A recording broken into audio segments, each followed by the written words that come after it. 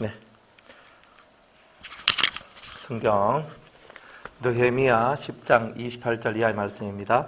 그 남은 백성이 제사장들과 레위 사람들과 문지기들과 노래하는 자들과 느디님 사람들과 및 이방 사람과 절교하고 하나님의 율법을 준행하는 모든 자와 그 아내와 그 자녀들 무릇 지식과 총명이 있는 자가 다 그 형제 귀인들을 쫓아 저주로 맹세하기를 우리가 하나님의 종 모세로 주신 하나님의 율법을 쫓아 우리 주 여호와의 모든 계명과 규례와 율례를 지켜 우리 딸은 이 땅 백성에게 주지 아니하고 우리 아들을 위하여 저희 딸들을 데려오지 아니하며 혹시 이 땅 백성이 안식일에 물 하나 식물을 가져다가 팔려 할지라도 우리가 안식일이나 성일에는 사지 않겠고 제7년마다 땅을 쉬게 하고 모든 빚을 탕감하리라 하였고 우리가 또 스스로 규례를 정하기를 해마다 각기 세겔의 3분 1을 수납하여 하나님의 전을 위하여 쓰게 하되 그 진설병과 항상 드리는 소제와 항상 드리는 번제와 안식일과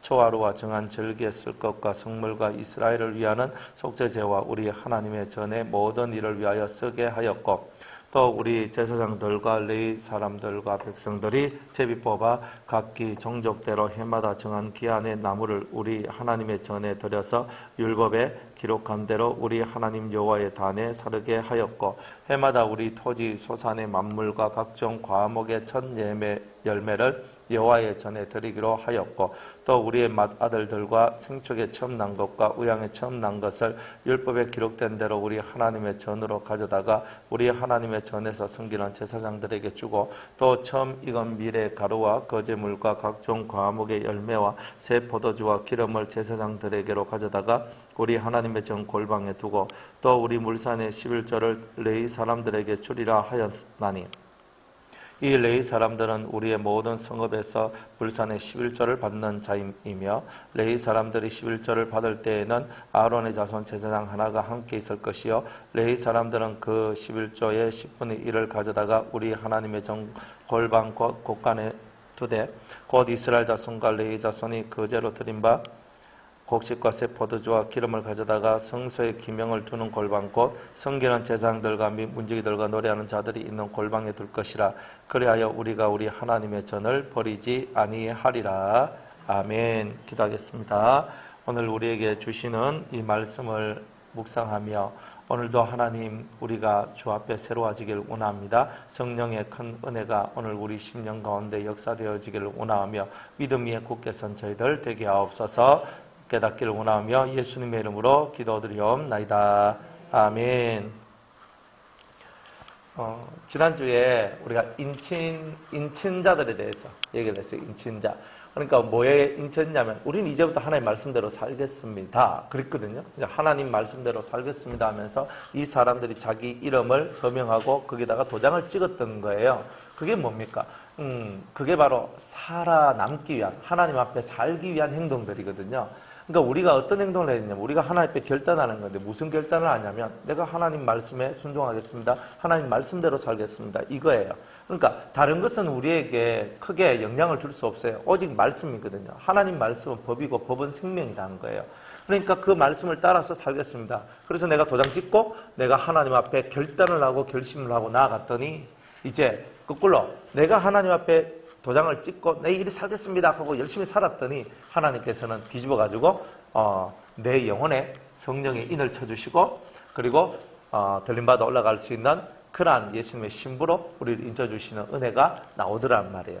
그러니까 우리가 결단을 한번 얼마만큼 결단을 하냐에 따라서 우리 인생이 확 바뀌어질 수 있다는 거예요. 그러니까 여러분들이 결단이란 말은 뭐예요?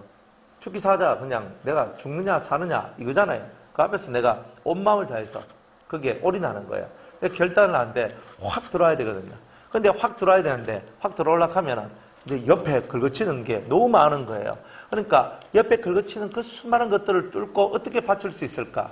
지혜를 통한 여러분들의 순종, 지혜를 통한 그런 것들이 필요하단 말이에요. 어떨 때는요, 다 버리고 주님을 따라야 될 때도 있지만 아직은 우리가 다 버리고 주님을 따라야 될 때는 아니거든요.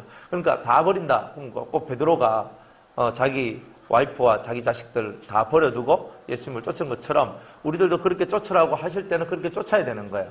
그러나 아직은 그렇게 우리에게 말씀하지 않았고, 그래서 우리에게 그런 말씀이 없을 때는 우리의 가정과 우리의 삶을 잘 돌보면서 주님을 쫓는 그 삶 속에 우리가 들어 있어야 된다는 거예요.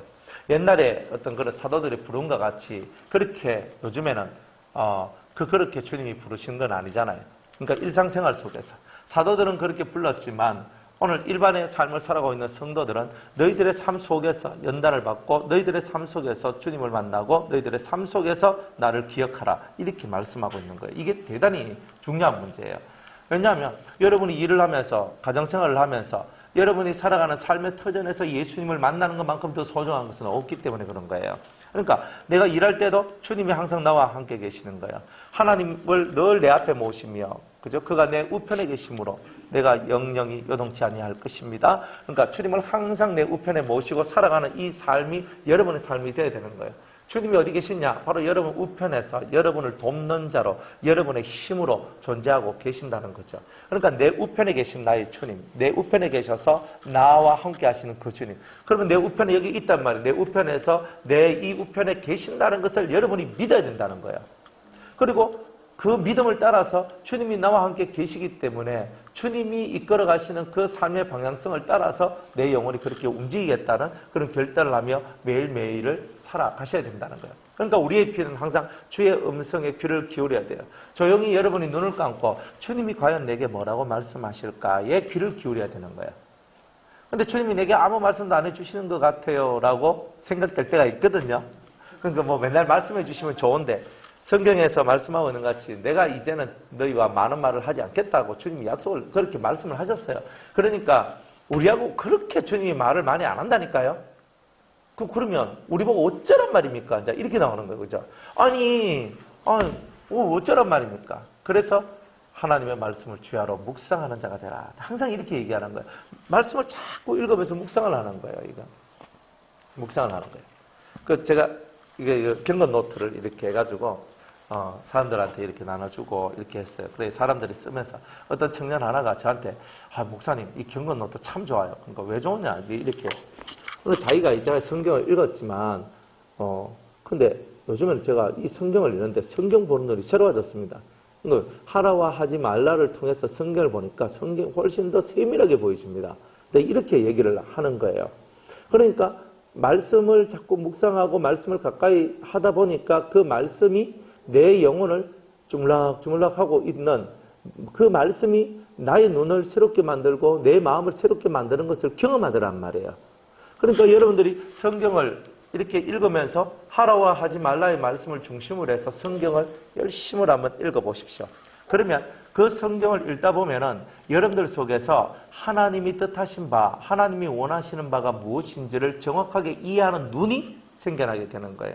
그러니까 성경은요, 단순해요. 하라와 하지 말라로 되어 있어요.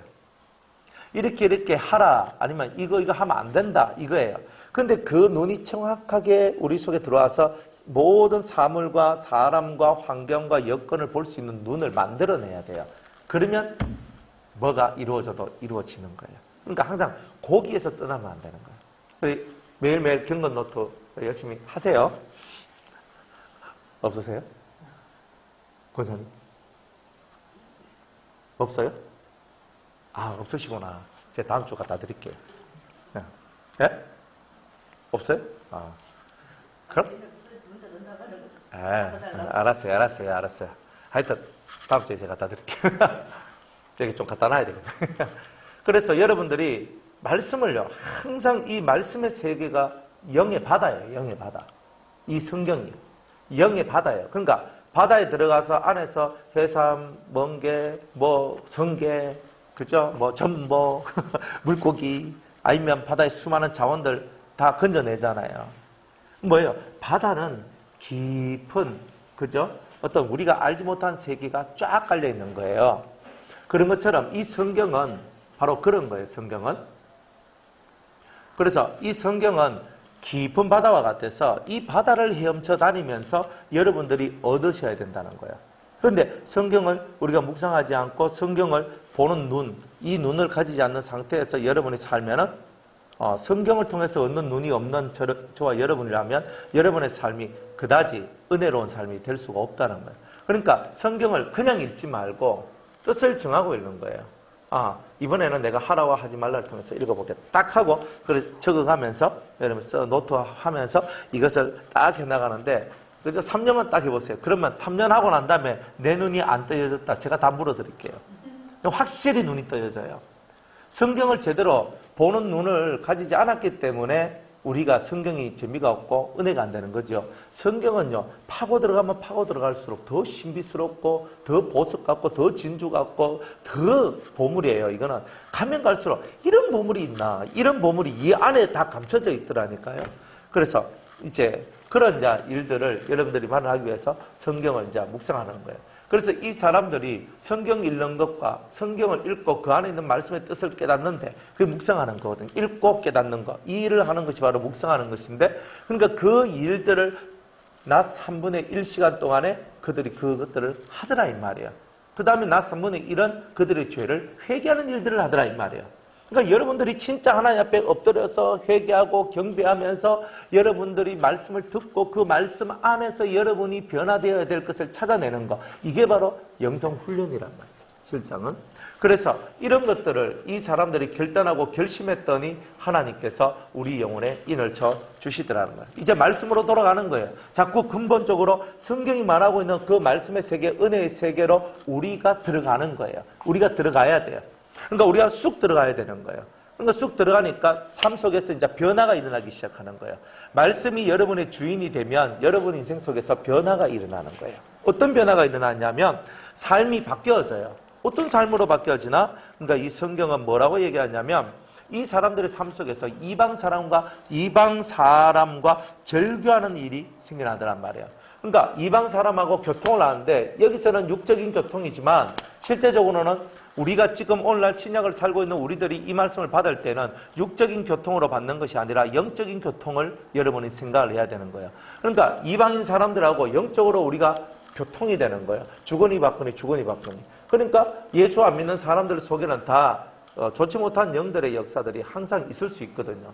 그러면 그것들이 내 속으로 들어왔다 나갔다 하면서 우리 속에서 여러 가지 어둠의 역사들이 만들어지게 되는 겁니다. 그래서 이방 사람들과 함께는 멍에를 지지 말라 그랬거든요. 멍에란 말은 두 가지 뜻이에요. 하나는 이방 사람, 믿지 않는 자와 결혼을 하지 말라. 두 번째로는 믿지 않는 자와 사업, 동업을 하지 마라. 이런 뜻이란 말이에요. 기본적인 거야. 그러니까 믿는 자든 믿지 않는 자든지 간에 우리가 일단 믿지 않는다라고 하면 불신의 세상이고 불신의 영과 불신의 힘들이 내 삶 속으로 들어오는 것은 근본적으로 우리가 차단을 해야 된다는 거예요. 차단을 해야 된다는 거예요. 그러니까 근본적으로 차단해야 돼. 내 가장 가까운 곳에 불신의 역사들이 없도록 그 차단하는 것은 우리의 몫인 거예요. 몫인 거예요. 그러니까 이 사람들 보면은 이제 어떤 제가 아는 그 장로님이 계신데 그 장로님은 이제 모태신앙이에요. 그런데 이제 총각 때 어떤 여자를 보고 이제 뿅 가버렸네. 그래서 뿅 갔어요. 저 여자 참 마음에 든다. 이래가지고 결혼을 하려고 하는데 그 여자가 예수를 안 믿는 거예요. 그리고 예수를 안 믿어. 그래가지고 그 처녀를 설득을 해가지고 결혼을 했는 거예요. 그래 결혼해가지고 그분이 예수 잘 믿도록 만드는데 몇 년이 걸렸냐니까 10년이 걸렸대요. 그런데 자기하고 동기 그 여자였는데 같이 신앙생활하고 교회 생활했던 그 처녀였어요. 그런데 그분은 예수 안 믿는 남편한테 그 남자한테 시집을 가가지고 했는데 그 집을 예수 믿게 하는데 몇 년이 걸리냐면 30년이 걸렸대요. 이게 뭘 의미하냐면 30년 동안 개고생을 했다는 뜻이에요. 진짜 죽을 고생을 하고 혼자 그런 거죠. 그죠? 진짜 이게 그냥 쉬운 얘기가 아니라 어마어마한 얘기예요. 그렇지만 그분의 헌신으로 말미암아 그 가정에 몇 사람은 구원을 시킨 거잖아요. 그러니까 대단히 중요한 일을 했지만은 그분 인생 자체로 봐서는 너무 힘겨운 인생을 살았던 거죠. 이것이 더 좋은지 저것이 더 좋은지는 몰라요. 그렇지만 결혼을 했더니 내가 믿음을 가진 내가 믿는 사람 만드는데 10년, 남자는 여자를 10년, 여자는 남자를 30년 걸린다. 최소 아무리 빨라도 20년이랍니다. 그러니까 그 기간 동안에 얼마나 많은 힘겨움과 고통과 아픔을 가져요. 그래도 예수 믿는 남편을 만나면, 신앙생활 같이 하는 남편을 만났으면, 같은 마음을 갖고 같은 뜻을 갖고 나가는 그런 남편을 만났으면, 혹은 그런 아내를 만났으면 훨씬 더 많이 주님을 위하여서 충성된 일을 할 수가 있었는데, 이거는 충성된 일을 할 수도 없고 너무너무나 그냥 그 남편 혹은 아내의 비위를 맞춰주고 해주고 이렇게 해가지고 저렇게 해가지고 만들어가지고 어쨌든 교회 나가서 세례를 받고 성령을 받고 뭐 이렇게 하도록 만들려니까 너무 속이 터지는 일들을 많이 겪는 거예요. 그러니까 주님도 그런 걸 다 아시는 거예요. 그러니까 믿지 않는 사람하고 결혼하는 거나 또 혹은 믿지 않는 사람하고 동업하는 거나 이런 부분에 있어서는 철저하게 너희들이 괜히 생고생하려고 하지 말고 믿는 자와 결혼을 해라. 그러면 처음부터 결혼할 때 안 믿는 불신 여자를 너무너무 사랑하고 남자를 너무너무 사랑해서 결혼을 하려고 할 때에, 그러면 처음부터 그 남자와 여자가 하나님 앞에 나와서 신앙 교육을 받고 세례를 받고 그래서 교회 생활을 하는 그것을 가지면서 너희가 결혼을 해라. 이제 이렇게 얘기를 하는 거예요. 그러니까 믿는 자들은 무턱대고 결혼을 해서는 안 돼요. 그러니까 적어도 내가 이 사람하고 결혼을 해야 되겠다 싶을 때는 무조건 그 사람을요, 예수 믿고, 교회 다니고, 일단은 세례를 받고, 제일 좋은 거는 성령 세례를 받도록, 성령을 받도록, 그렇게 하는, 그게 제일 중요한 거예요. 성령 받았다 하면 이제 도장 찍은 거잖아요. 하나님께서. 넌 내 거요. 했잖아요. 그러니까, 그때부터 하나님께서 이제 돌보고 이끌어 가실 거란 말이에요. 그러니까, 결혼이든 사업이든 간에, 어쨌든 불신자하고 동업하는 것은 노입니다. 무조건 노입니다. 그리고 이제 어떤 분들이 이제 한 번씩 저한테 전화가 와요. 목사님, 뭐 이런 일에 돈을 투자해도 될까요? 아니면 뭐 이런 일에 뭐 이렇게 좀 뭐 돈을 투자해야 될까요? 하면서 뭐 이렇게 돈을 투자해서 나중에 돈을 이제 버는 이제 이런 형식인데, 그렇게 저한테 얘기를 하는 거예요. 목사님, 뭐 이런 땅을 사도 될까요? 아니면 목사님, 뭐 저런 사람을 사업 파트너로 하면 될까요? 라고 이렇게 얘기를 한다 이 말이에요.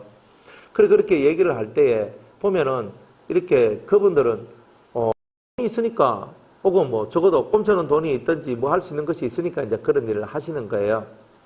그런데 꼭 그들 옆에 이렇게 보면은 꼭 이렇게 신앙이 없는 사람들이 그런 것들을 주도하는 게 상당히 많습니다. 신앙이 있는 사람은요, 뭐 투자하세요, 뭐 하세요, 주식하세요, 뭐 이런 거 안 합니다. 그러니까 신앙이 없는 사람들이 이제 그런 쪽으로 나가게 돼 있는 거예요. 그러면 여러분들이 만약 주식을 샀다 한번 해보십시오. 혹은 뭐 요즘에 뭐 한참 말이 많은 뭐 비트코인이라든지 그런 걸 샀다 한번 해보세요. 그러면 여러분들 밤잠을 못 자는 겁니다. 내가 투자한 액수가 막 1억이다. 그러면요, 올라가면 와 1억 투자했는데 올라가가지고 막 몇천만씩 하면서 쫙쫙쫙 올라가가지고 하니까, 야 지금 내가 1억 투자했는데 3억 됐다. 와 좋잖아요. 근데 한 방에 팍 해가지고 5천만 원 됐다 이렇게 하면 얼굴이 노래지는 거예요. 그 참 사람의 심리라는 게 그렇잖아요. 내가 주식을 냈는데, 내가 주식이 돈 얼마 안 할 때 샀는데, 야 지금 막 돈 엄청 돼가지고 막 내가 1억 투자했는데 지금 2억 됐다 이렇게 하면서 이렇게 할 때는 기분이 엄청 좋거든요. 그런데 내가 1억을 투자했는데 휴지 됐다 이러면요, 근데 얼굴이 또 노래지죠. 새파랗게 질리겠죠. 그러니까 우리를 자꾸 물질 세계 속으로 우리를 자꾸 이끌어들이는 거예요. 불신의 영들은. 예수 믿는다 하지만은 그런 세계에 있는 분들은 거의 다 불신의 영들의 역사를 많이 가지고 있다는 것을 여러분들이 아셔야 되는 거예요.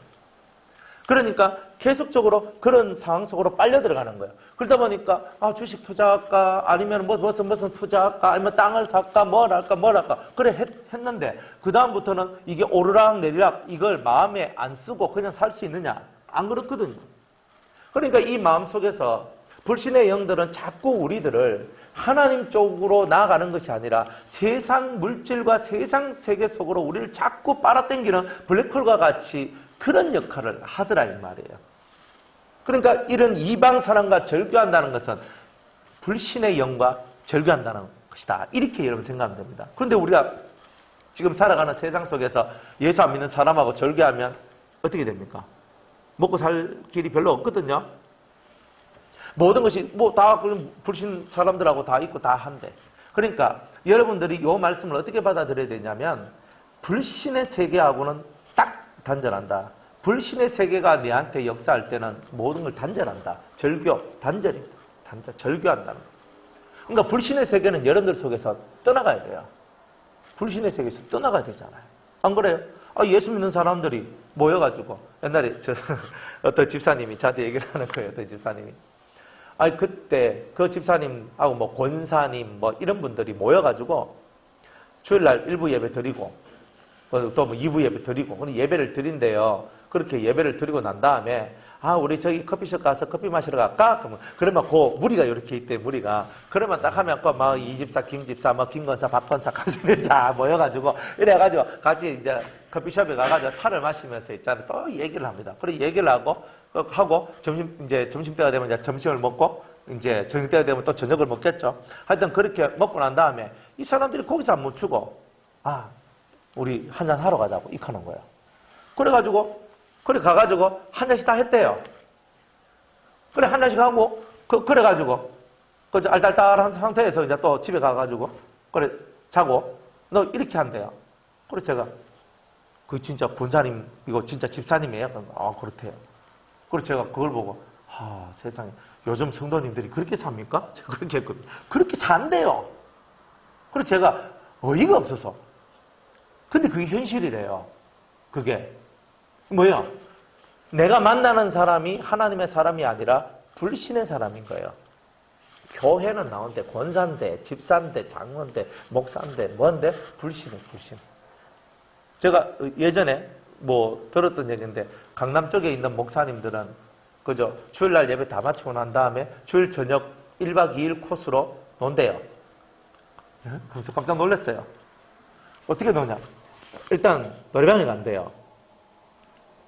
그것도 뭐 강남에 있는 교회 모든 목사님이 그런다는 건 아니고요. 그런 얼빠진 목사님들이 있는 것 같더라고요. 그래가 1차 노래방에 가고 그 다음에 술을 마시고 그 다음에 그 다음날 아침까지 진탕 논대요. 그리고 아침에 이제 목욕탕에 가서 이제 사우나 쫙 하고 쭉 빼고 그 다음에 또 운동하러 가고 뭐 이러면서 1박 2일 코스로 그렇게 한대요. 그래서 제가 진짜요? 목사님 진짜입니다. 이러는 거예요. 강남에 이렇게 하면서 이렇게. 세상에 어떻게 그렇게 할 수 있어요? 근데 그게 된대요. 그래가지고 목사님들끼리 모여가지고 술집을 가고 노래방을 가고 이렇게 하면서 흥청망청 사는데요. 불신의 영이잖아요. 하나님을 믿는 영은 그렇게 안 살잖아요. 세상에 영이 들어오니까 그렇게 살지 예수의 영, 하나님의 영이 들어오면 그렇게 살질 않는 거예요. 그러니까 우리들 속에 이방인과 단절한다. 나 예수 안 믿는 사람과 단절한다. 이런 것이 아니라 우리 속에 있는 또 남 속에 있는 이 불신의 영들의 역사가 내 삶 속에 다가올 때 그것들을 확 끊어내는 이런 것이 있어야 되는 거예요. 믿는 자의 행동이 아니라 믿지 않는 자의 행동이 나오면 끊어내라. 이런 거잖아요. 그 제가 오늘 이제 음성에 이제 갔다 왔거든요. 그거 가가지고 또 연세 많으신 분, 연세 많으신 분 이제 하고 이제 커뮤니케이션 하면서 그분한테 세례하고 성찬하고 그래 예배를 드렸어요. 그래 예배를 드리고 이제 식사를 하러 갔는데 그 이제 같이 이제 오신 분 중에 한 분하고 얘기를 합니다. 목사님, 이거 정말 성직자들은 참 일하기가 참 어려운 것 같습니다. 네, 이렇게 이제 얘기를 하는 거예요. 그리고 제 스케줄 이제 목사님 뭐 많이 바쁘시죠? 예, 저는 주일부터 내가 토요일까지 스케줄이 다 있습니다. 성직자들은 참 바쁘고 힘든 거라 이렇게 얘기를 하는 거예요. 그리고 제가 얘기했어요. 성직이라는 게 뭔데요? 거룩한 직분이라는 것인데 일반 사람들하고 똑같다면 그게 어떻게 거룩한 직분이 되겠습니까? 그리고 제가 하는 일들이 사람을 사람 되게 만들고 사람의 길을 걸어가도록 만들어내는 일을 하는 것이 얼마나 중요한 일이겠습니까? 그러니까 그런 일을 하는데 제 삶을 사용하기 위해서 주님이 저를 부르신 거 아니겠습니까? 거기에서 제가 사용되어지니까 감사합니다. 저는 좋습니다. 이렇게 얘기를 했단 말이에요. 그래서 사람들 말하기를 성직자들은 너무 힘들어. 당연히 힘이 들어야지. 힘들지 않고 농사 지을 수 있는 방법이 있습니까? 힘을 들지 않고 열매를 거둘 수 있는 방법이 있습니까? 내가 힘을 쓰지 않는데 뭔가 얻을 수 있다는 것은 다 거짓말쟁이들이 하는 겁니다. 내가 힘을 쓰고 노력을 해야 되는 거예요. 여러분들이 구원은요, 그분의 은혜로 말미암아 받았는 거지만 구원 그 이후의 삶은 여러분이 노력하고 힘을 쓰는 만큼 여러분들에게 열매를 가져다 줄 거라 이 말이에요. 구원은 내가 노력해서 얻을 수 있는 게 아니에요. 예수님이 피를 흘리신 것 내가 어찌해서 된 게 아니잖아요. 내가 행동을 너무 잘했기 때문에 내가 구원을 받는 게 아니잖아요. 그가 나를 위하여 피 흘리시고 물을 흘리신 그 사랑이 나를 구원에 이르도록 만들어내신 거예요. 그래서 그 은혜로 말미암아 우리가 구원을 받은 거예요. 그래서 구원받은 우리는 그 다음부터는 뭐예요? 열매 맺는 삶을 살아가야 되는데 그 열매의 삶은 여러분들의 행동에 마음을 다하고 성품을 다하고 힘을 다하여서 진액을 빼고 진을 빼는 삶을 살지 아니하면 좋은 열매를 못 맺는다는 거예요. 예수 믿는 거는 되는데 열매 맺는 거는 잘 안 된다는 거예요. 이 원리를 여러분은 반드시 깨달으셔야 됩니다. 여러분이 은혜로 말미암아 구원을 받았다고 삶 또한 모든 것이 그렇게 될 거라고 생각하면 안 됩니다. 주님은 진심으로 찾고 네가 나를 사랑하면 나도 너를 사랑하리라고 얘기하는 거예요. 그래서 나를 사랑하는 자들이 나의 사랑을 입으며 나를 간절히 찾는 자가 나를 만날 것이다 그랬던 거예요. 구하라 그러면 얻을 것이요, 찾으라 그러면 찾을 것이요, 두드리라 그러면 열릴 것이다 그랬던 거예요. 그러니까 여러분들이 힘을 쓰고 여러분의 진액을 뽑아내는 그 일을 함으로써 생활 속에 열매가 만들어지고 여러분 신앙의 열매들이 아름답게 맺혀지게 될 것이라는 겁니다. 근데 이런 신앙생활, 여러분들 이런 신앙관을 가지고 있어야 돼요. 그런데 지금 다들 뭐냐면 다 우리 은혜로 구원받았어. 그러니까 우리의 삶도 다 은혜야. 다 무조건 다 은혜야 하고 뭐 주님이 다 해주시겠지 하고 막연한 그런 생각 속에 살고 있어요. 그것도 믿음도 아니에요. 막연하게 주님이 성도를 견인해 주신다 그랬으니까 내가 저쪽에 내 엉뚱한 길로 가도 주님이 땡겨가지고 구원받을 수 있도록 나를 이끌어 주실 거야 라고 얘기하는 거예요. 내가 고칠 생각 안 하는 거예요. 내가 고칠 생각 안 하고 주님이 고쳐주시겠지 이러고 있는 거예요.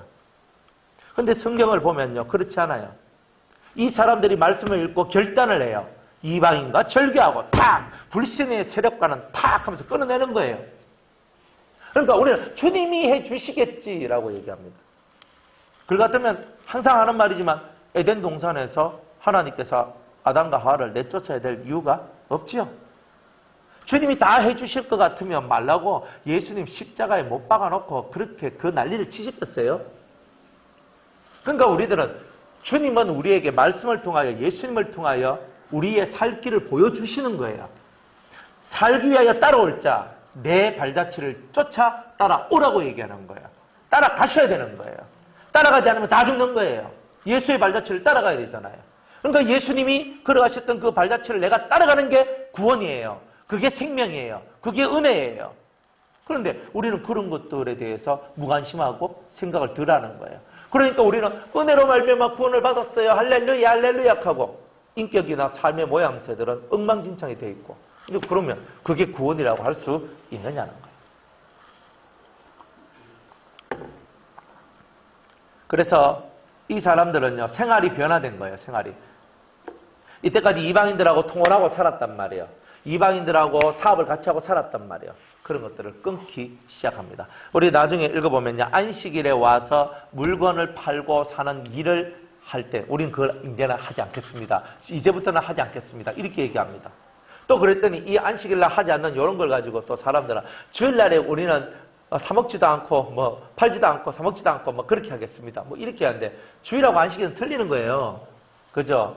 주일은 주일이고 안식일은 안식일이잖아요. 안식일은 토요일이고 주일은 일요일이에요. 날짜가 달라요. 그리고 그 개념이 달라요. 주일은 예수님께서 부활하시고 승리하신 날이고 안식일은 하나님께서 창조의 모든 일을 끝내고 쉬신 날이에요. 그러니까 그 의미가 달라요. 그런데 그걸 하나 뭉쳐서 주일을 안식일처럼 지키면 안 된다는 거예요. 저는 그 장로교 합동측에서 좀 컸거든요. 제 모 교회가 합동측이에요. 우리나라에서 장자교단이라고 말하고 있는 거고 세력도 제일 크고 하여튼 그런 교단이잖아요. 근데 거기서 제가 신앙생활을 했거든요. 그래 목사님이 저희들을 어떻게 가르쳤냐면 이렇게 가르쳤어요. 주일날은 안식일이야. 그렇기 때문에 무엇이든지 사먹지 마라. 이렇게 얘기했어요. 돈을 유흥과 어떤 영화를 본다든가 뭔가 하여튼 세상적인 일에 너희들이 돈을 쓰면 안 된다. 그래서 제가 물었어요. 목사님 그러면 교회 오려면요 차 타고 가야 되는데 돈 써야 되는데 어쩌면 좋아요? 그래서 제가 물었단 말이에요. 그거는 괜찮다고. 교회 오는 거는 괜찮다고 그러시는 거예요. 그런 줄 알았어요. 그냥 교회 올 때 차비 쓰는 거는 괜찮고 배가 고파서 밥 사 먹는 건 안 되는 거예요. 그래서 이제 좀 격덩거리면서 그래도 목사님 말씀이니까 아멘 하고 이제 주일날에 시험 치러도 안 갑니다. 주일날에 시험도 치지 마라. 주일날에 이것도 하지 마라. 뭐 밥 사 먹지 말라. 뭐 커피 샵에 가서 있잖아요. 커피도 마시지 마라. 그죠? 뭐 말아가 왜 이래 많은지. 그래서 뭐 그런 줄 알고 20대 중반까지 저는 아낌없이 그 말씀을 지켰습니다. 그래가 절대 주일날에 아무것도 안 했어요. 뭐 먹으러 가고 이렇게 하면요. 야, 너 그것이 잘못됐다면서 이렇게 했거든요. 근데 제가 한 번은 공무원 시험을 치러 갔습니다. 주일날에. 떨어졌어요. 제가 그때 깨달았죠. 주일날에는 아무것도 하지 마라 그랬는데, 내가 주일날에 내 살라고, 내가 공무원 시험 치러 내가 주일날에 내가 갔으니 당연히 떨어지는 게 안 맞겠나. 그때는 제가 그렇게 생각했다니까요. 근데 나중에 제가 이 하나님의 말씀을 깨닫고 난 다음에는 내가 얼마나 엉터리로 살았던가. 그게 나는 진짜 말씀을 지키고 사는 건 줄 알았는데 행위적으로는 맞는 것 같은데 제 심령적 모습 속에는 맨날 매여 있는 것이고 맨날 할 수 없는 것 투성이고 맨날 못하는 것 투성이었거든요. 그런데 이 심령 속에는 자유가 없고 평안이 없고 참 기쁨이 없었던 거예요. 먹고 마시는 게 중요한 게 아니라 내 심령 속에 그리스도와 함께 동행하는 이 삶을 통한 영양가 있는 은혜의 삶이 있어야 되는데 그게 없었더라 이 말이에요. 근데 제가 나중에 목회를 하면서 사회복지 자격증을 따야 될 일이 생겼어요. 그래가지고 사회복지 2급은 이제 대학교 졸업하면 나오잖아요. 그래 제가 이제 인터넷으로 공부를 해가지고 이제 대학교 나왔으니까 그래가지고 이제 그 공부해가지고 이제 그 사회복지 이제 전공 이제 공부를 했어요. 하고 2급은 성이 안 찬다. 1급을 따자. 그래가지고 1급을 따려고 하면은 8과목 시험을 쳐야 됩니다. 그래가지고 240문제가 나오는데 240문제 중에서 60%를 맞춰야 되는 거예요. 이상. 8과목 중에 꽈락이 없어야 되고. 근데 이런 조건들이 있거든요. 그런데 언제 시험을 쳐요? 주일날 시험 치잖아요. 그럼 제가 시험 치면은 제가 옛날에 사고를 가지고 있었으면 어땠냐? 그죠? 그러면 당연히 떨어져야 되잖아요. 근데 붙는 거예요. 근데 제가 목회자잖아요. 그죠? 그것도 주일 낮 예배 때 가서 치고 와야 되는 거예요. 제가 담임하고 있는 교회 땡 하고 갔다 왔거든요. 부목사님한테 맡기고 갔다 왔는데, 그게 어떻게 용납이 되느냐 말이에요. 근데 은혜 안에서 주님과 동행하는 이 모든 삶 속에는 모든 것이 가능하다 하는 것을 깨달는 거예요. 제가 옛날에 전도를 하려고 무슨 짓까지 했느냐면은, 우리 이제 교회 나오는 어떤 제 후배 자매였어요. 자매의 오빠가 저하고 같은 나이였거든요. 그래서 걔를, 얘가 너무 전도를 좀 했으면 좋겠고, 자기 오빠가 예수 믿었으면 좋겠다. 이렇게 생각을 했는 거예요. 그래가지고, 이제 그 오빠를 어쩌지 꼬셔가지고 교회를 데리고 왔어요. 그러니까 저하고 같은 나이니까 친구가 된 거예요. 얘가 이제 교회 좀 나오다가, 시름시름 이제 막 하더니만 이제 또 교회를 안 나오는 거예요. 그날 토요일이었어요. 토요일 날 딱 한데, 그날 이제 교회 우리 청년들 이제 모임이 있었거든요. 근데 전화를 했어요. 야, 누구누구야. 자, 오늘 교회 우리 청년 모임 있으니까 가자. 근데 얘가, 아니, 나 지금 술집에 있는데, 술 마시고 있는데, 내가 교회 어떻게 가냐? 이런 거예요. 기다려, 어디야? 그래서 갔어요. 그래, 가가지고, 이제 얘하고 이제 얘기를 하는 거예요. 그래, 네가 이랬으면 되겠냐? 하면서 막 얘기를 했는데, 얘가 저한테 제안을 하는데, 한 잔만 먹으면 내가 교회 갈게. 이렇게 되는 거예요. 한 잔만 먹으면 교회 갈게. 이렇게 되는 거예요. 그래, 제가, 저는 술을 원래 안 마셨거든요. 원래 안 마시고, 술하고는 관계가 없는 삶을 사는 사람이에요. 그런데, 얘가 저보고 뭐라고 했냐면, 막걸리, 또 걔가 소주도 아니고, 막걸리였어요. 막걸리, 여러 개 막걸리. 양푼이 잔 이런 데다가 막걸리 해가지고. 그거 한 잔 마시면, 한 잔 마시고, 네 한 잔 마시면 내가 같이 가줄게. 이런 거예요. 제가 마시겠어요? 안 마시? 예? 그때 진짜 신앙 좋았거든요.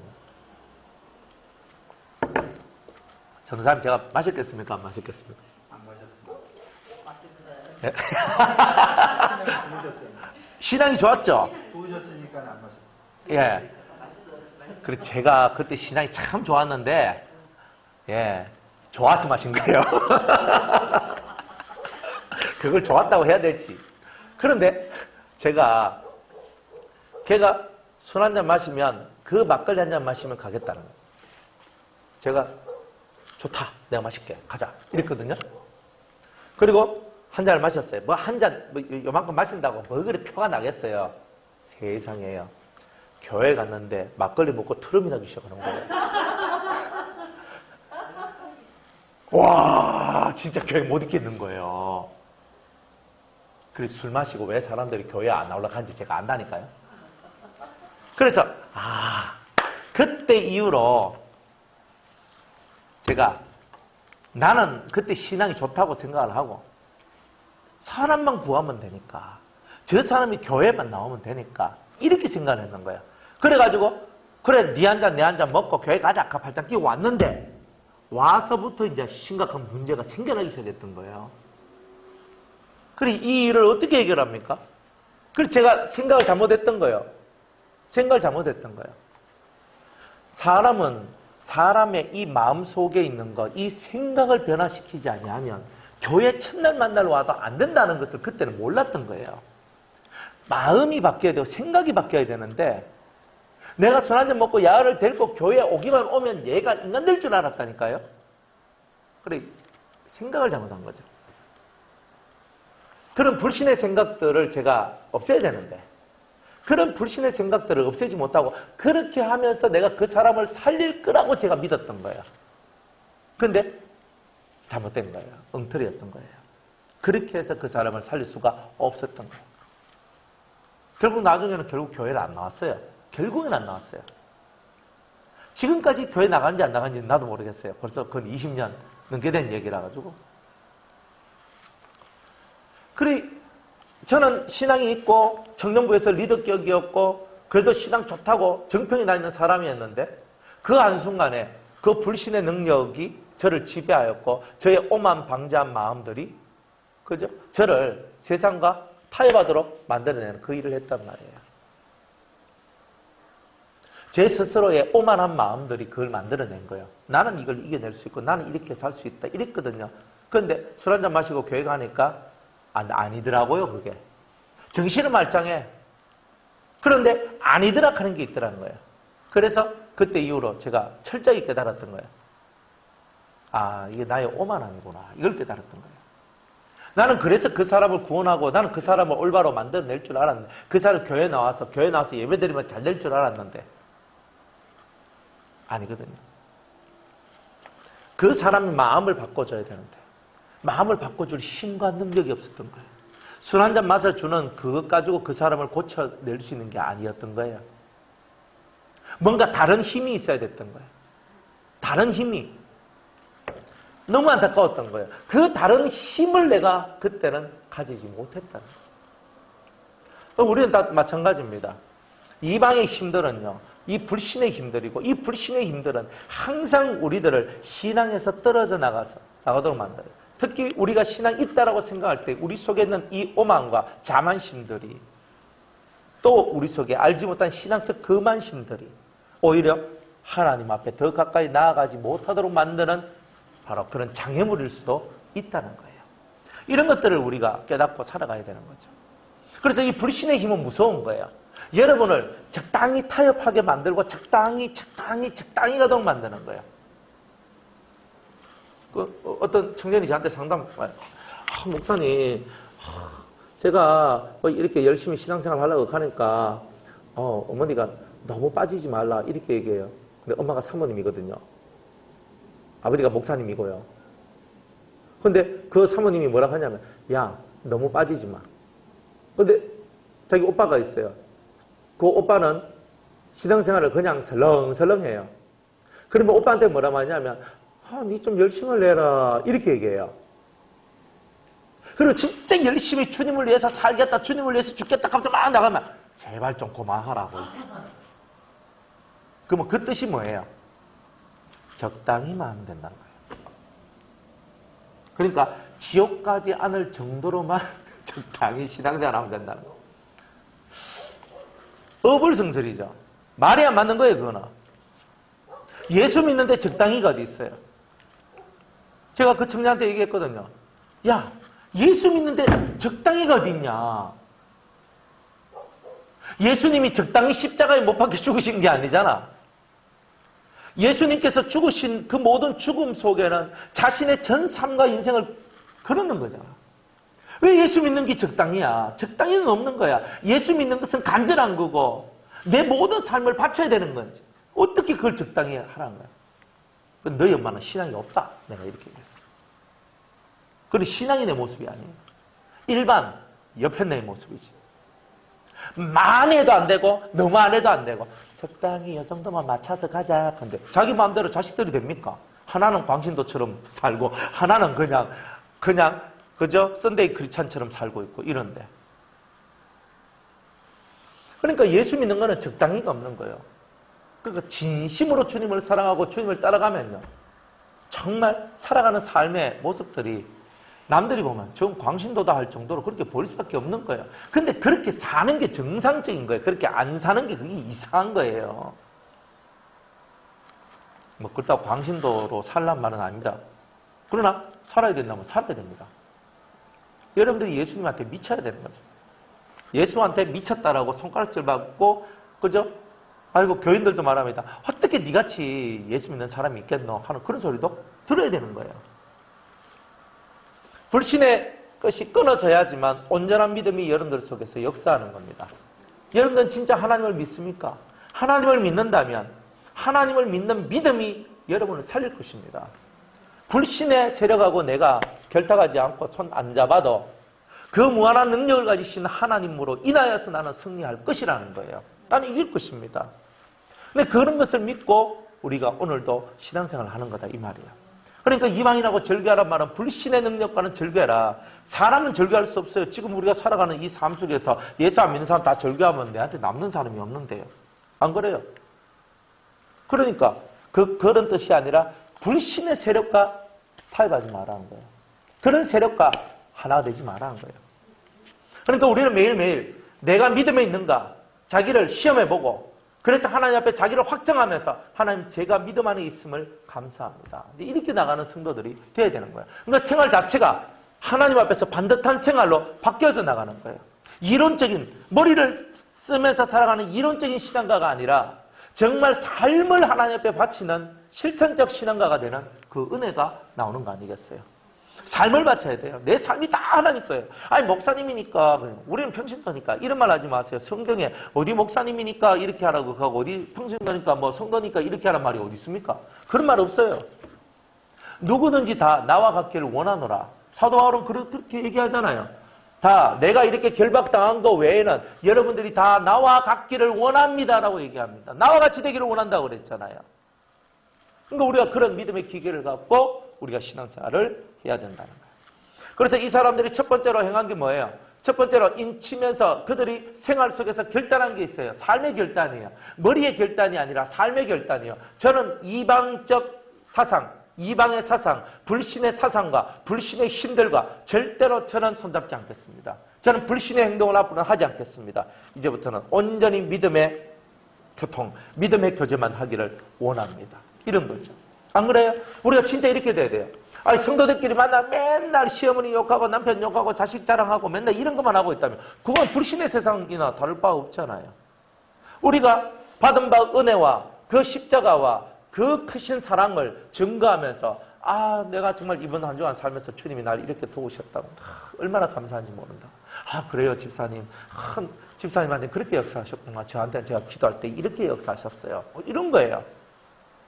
그런 교제들이 일어나야 되거든요. 은혜로운 교제들이 일어나야 돼요. 예수님을 중심으로 한 말씀의 깨달음과 주님을 만난 것과 막 이런 것들에 대한 여러 가지 깨달음과 체험들 이런 것들 갖고 서로가 나누면서 서로 신앙을 독려하면서 끌어주면서 밀어주면서 땡겨주면서 붙들어주면서 서로가 이런 교제를 하는 것이 성도의 신앙의 교제인데 우리의 모든 입술 속에는 그런 신앙의 교제가 있는 것이 아니라 세상적인 말들이 너무 가득 차 있는 거예요. 만나면 세상 얘기하잖아요. 뭐 정치, 경제, 사회, 문제, 막 스포츠 다 그래 해놔놓고 그죠? 남자는 그런 얘기, 여자들은 있잖아요. 무슨 얘기? 그죠? 뭐 사람들 얘기잖아요. 맨날 김 집사 어떻더라, 뭐 이 집사 어떻더라, 그죠? 뭐 이것부터 시작해서 온갖 얘기 다 나오잖아요. 그러니까 그런 속에 무슨 하나님의 믿음의 세계가 역사를 하겠냔 말이에요. 그런 데는 역사를 안 해요.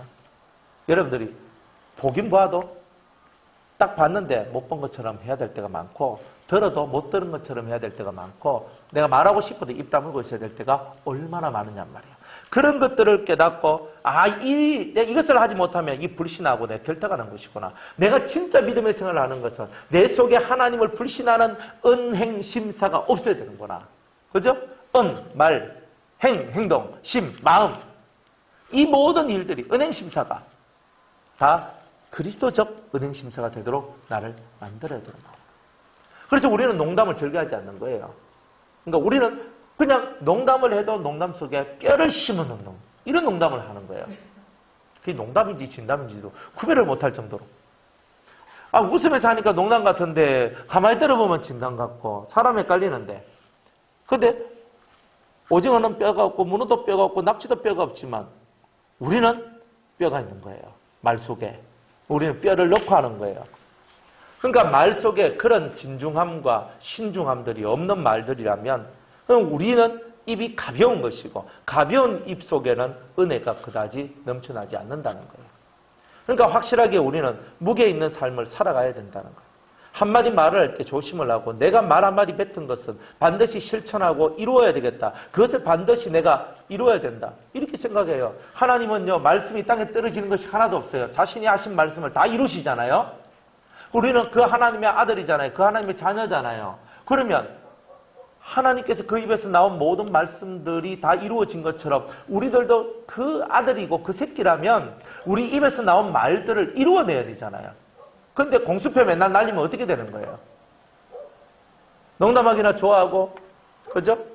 농담 따먹기 맨날 농 하고 이렇게 살면 그게 뭐냔 말이에요. 그러니까 우리는 매사가 우리에게는 경건의 모양을 가진 것이 아니라 경건의 능력을 가진 자로서의 삶을 살아가야 된다는 거예요.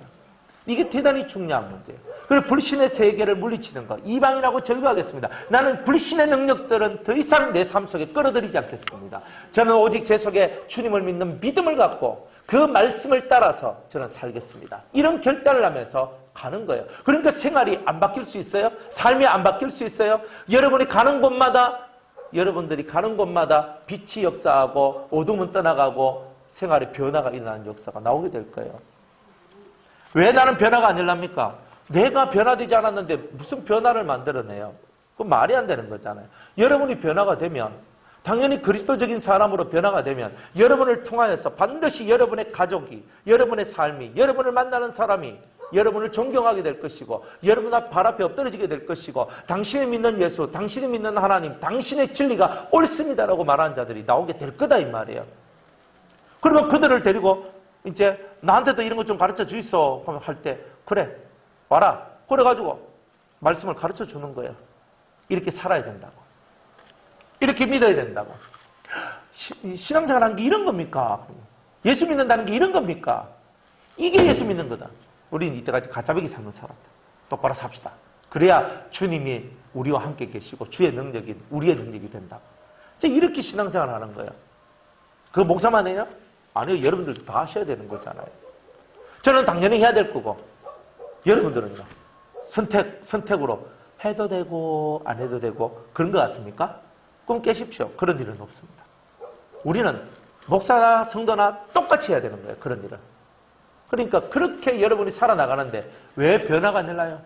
왜 가족 속에서 변화가 안 일어나요? 왜 여러분의 삶 속에서 변화가 안 일어나요? 변화는요, 여러분이 만들어내는 거예요.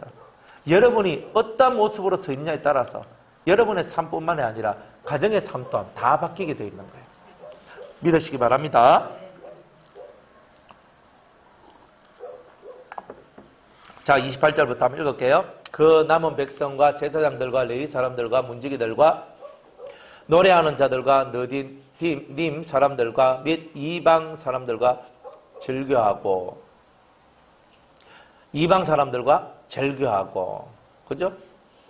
하나님의 율법을 준행하는 모든 자와 그 아내와 그 자녀들 무릇 지식과 총명 있는 자가 다 그 형제 귀인들을 쫓아 저주로 맹세하기를, 우리는 하나님의 종 모세로 주신 하나님의 율법을 쫓아 우리 주 여호와의 모든 계명과 규례와 율례를 지켜 우리 딸은 이 땅 백성에게 주지 아니하고 우리 아들을 위하여 저희 딸을 데려오지 아니할 것입니다. 이렇게 얘기하죠.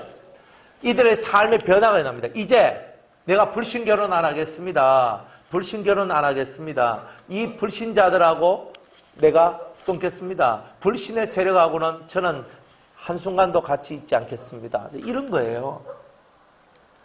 우리 가문에 불신의 능력이 들어오면 우리 가정 어떻게 되겠습니까? 믿음이 지배를 해도 험난한데 불신이 지배를 하면요, 집이 완전 엉망이 될 거 아닙니까?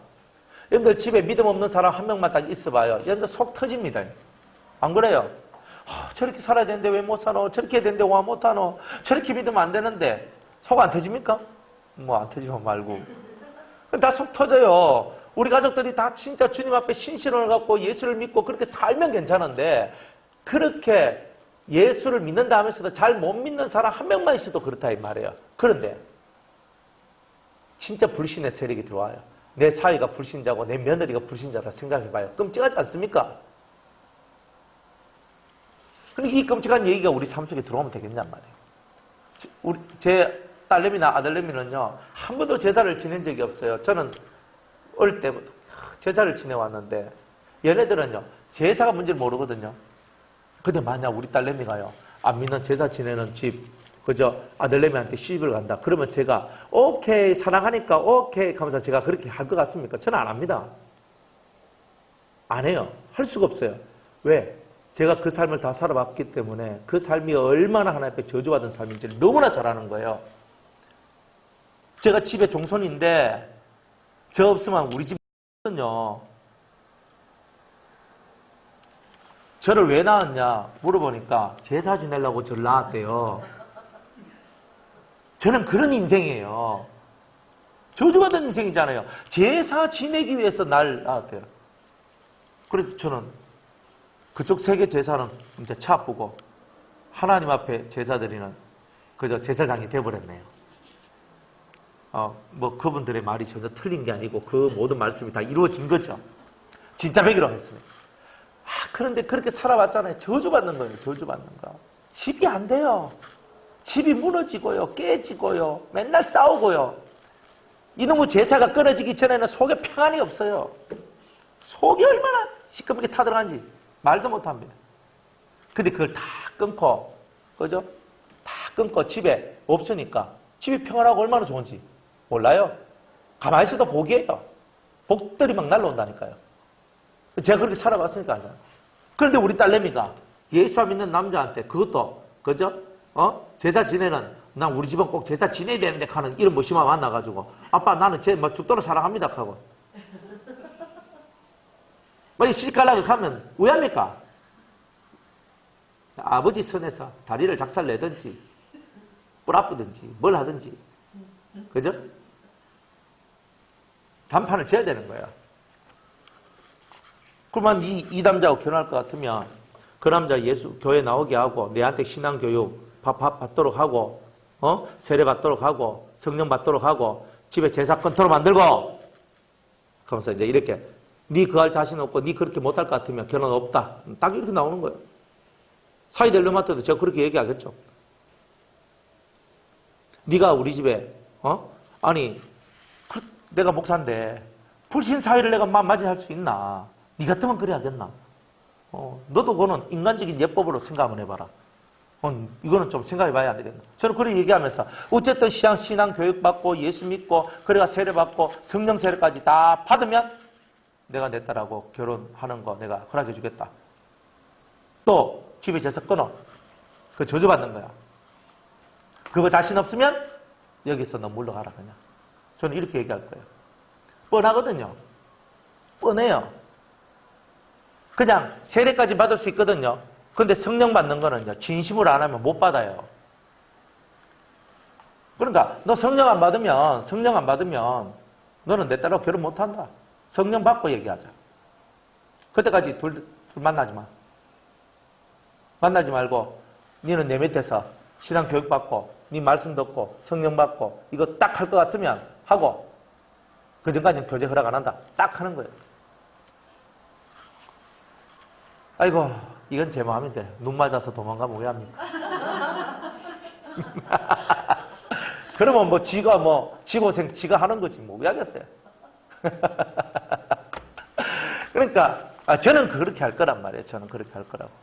우리 딸내미하고도 이제 얘기를 해보는데 뭐 눈 맞아서 갈 일은 별로 없을 것 같더라고요. 예. 그래가지고 일단 무엇이 생기면은 얘한테 무조건 데리고 와라. 이제 일단은 데리고 와라.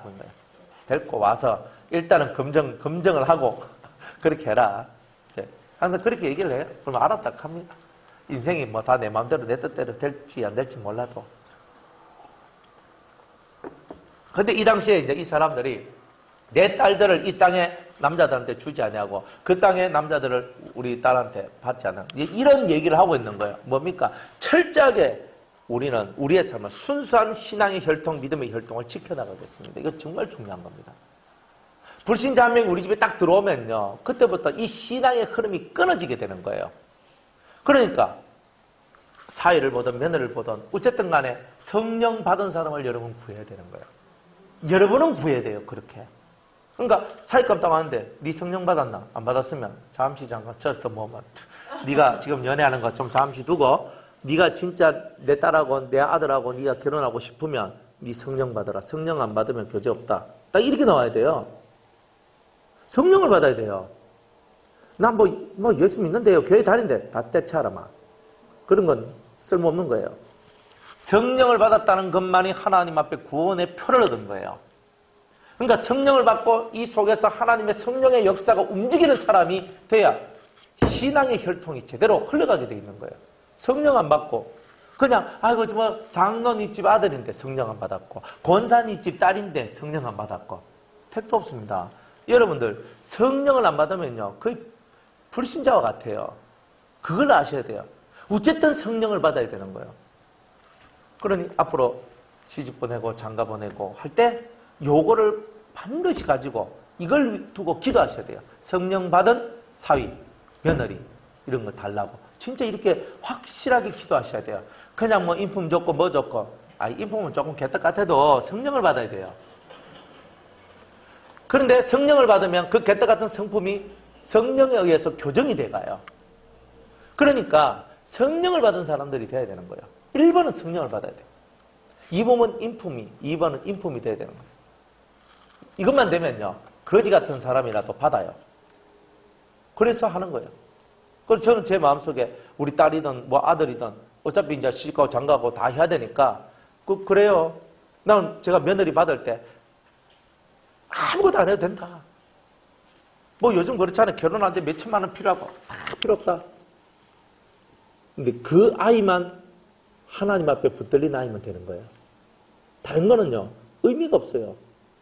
그 말 사가 와서 뭐하고로. 처음에는 제가 데리고 살려고 그러거든요.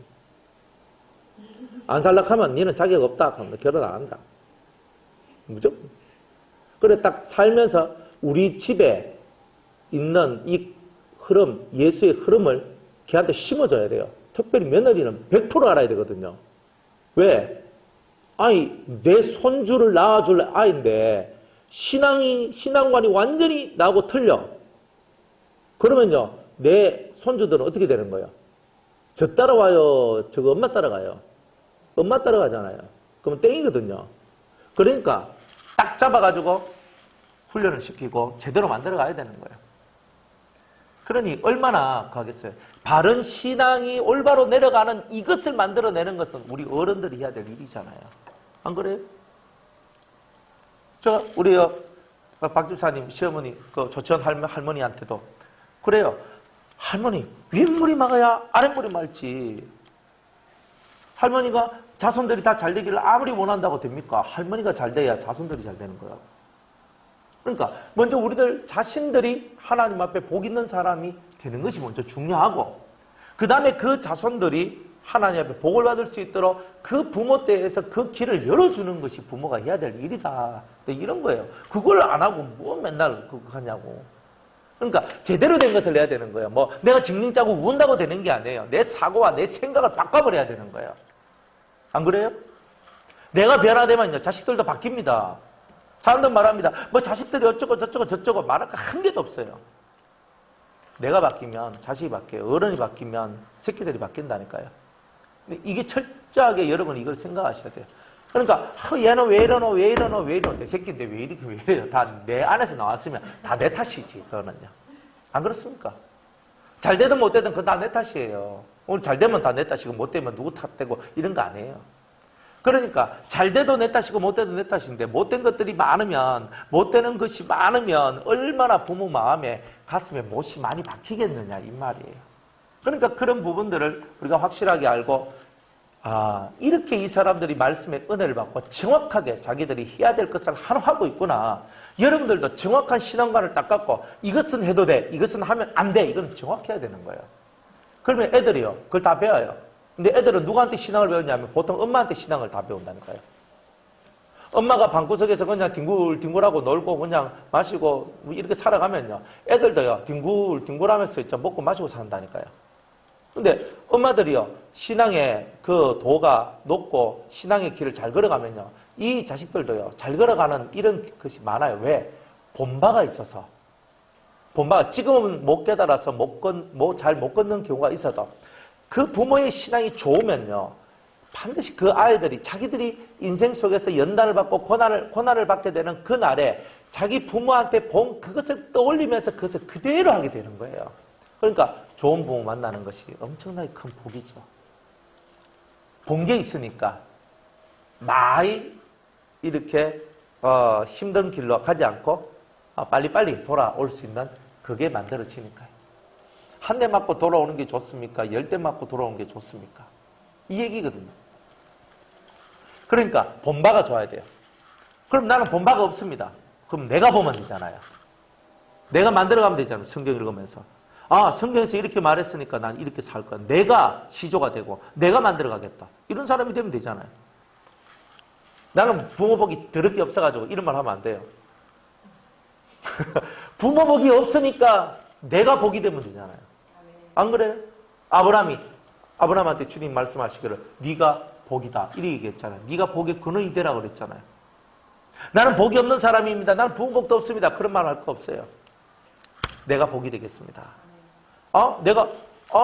내 인생은 내가 사는 거지 뭐. 부모님 내가 잘 만나서 내 인생이 조금 험난하게 살았다 할지라도 나는 지금부터 내 인생을 내가 만들어 가겠습니다. 이러면 되는 거잖아요.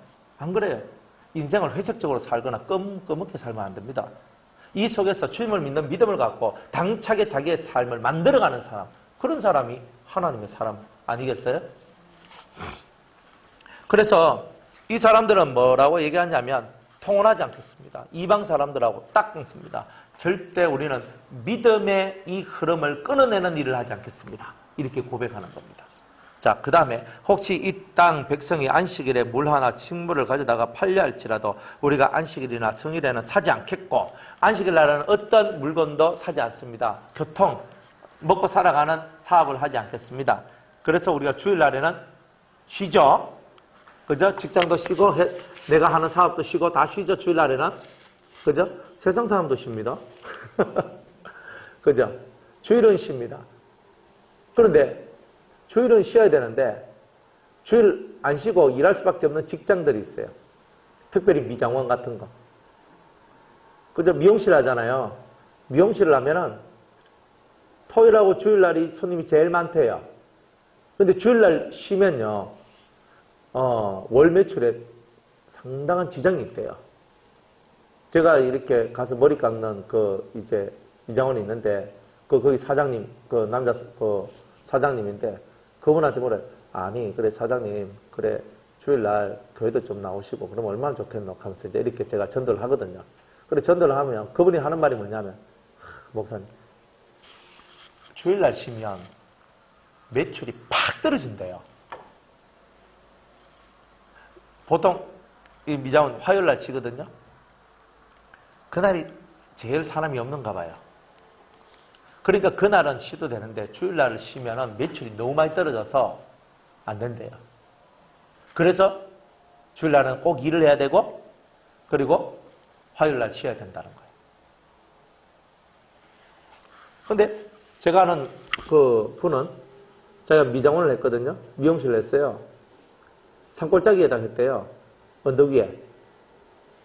그런데 하나님께서 얼마나 복을 주시는지 그 높은데 3만 뒤 위에 있는 그 미장원에 사람들이 막 벌떼같이 막 몰려든대요. 돈을 끌었대요. 그리고 항상 주일은 쉽니다. 참 신기하잖아요. 세상의 논리는 뭐예요? 주일날 쉬면 수입이 없다라고 생각합니다. 내가 많이 줄어든다 생각합니다. 근데 오히려 평일날에 막 사람이 줄 서서 하는 거예요. 줄 서서. 그런 일들이 벌어지는 거예요. 그래, 그런 감정들을 제가 듣거든요.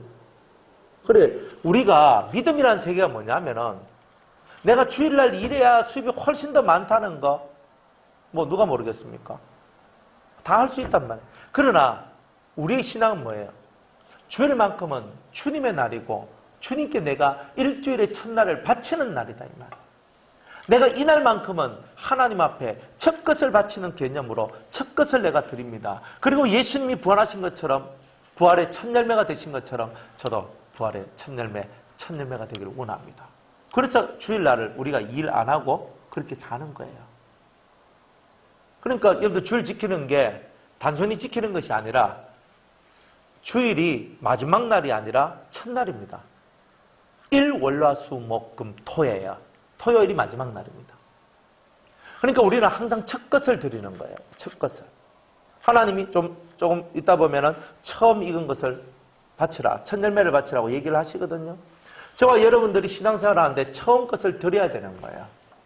근데 뭐부터 드리냐? 주일부터 드리는 거예요.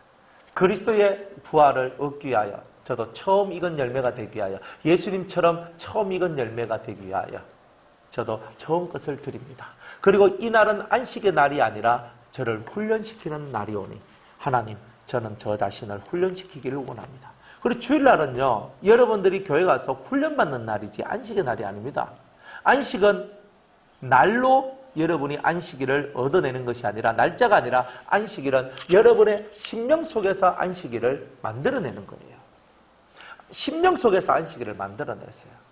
이 속에서 안식일을 만들어내고 주일날은 첫 것을 하나님께 드리고 훈련을 받으면서 내 영혼의 길을 이번 한 주간 월화수목 금요일 토요일까지 나는 그렇게 영혼의 삶을 살겠습니다. 주님의 삶을 살겠습니다. 결단하며 자기를 만들어가는 날이 주일인 거예요.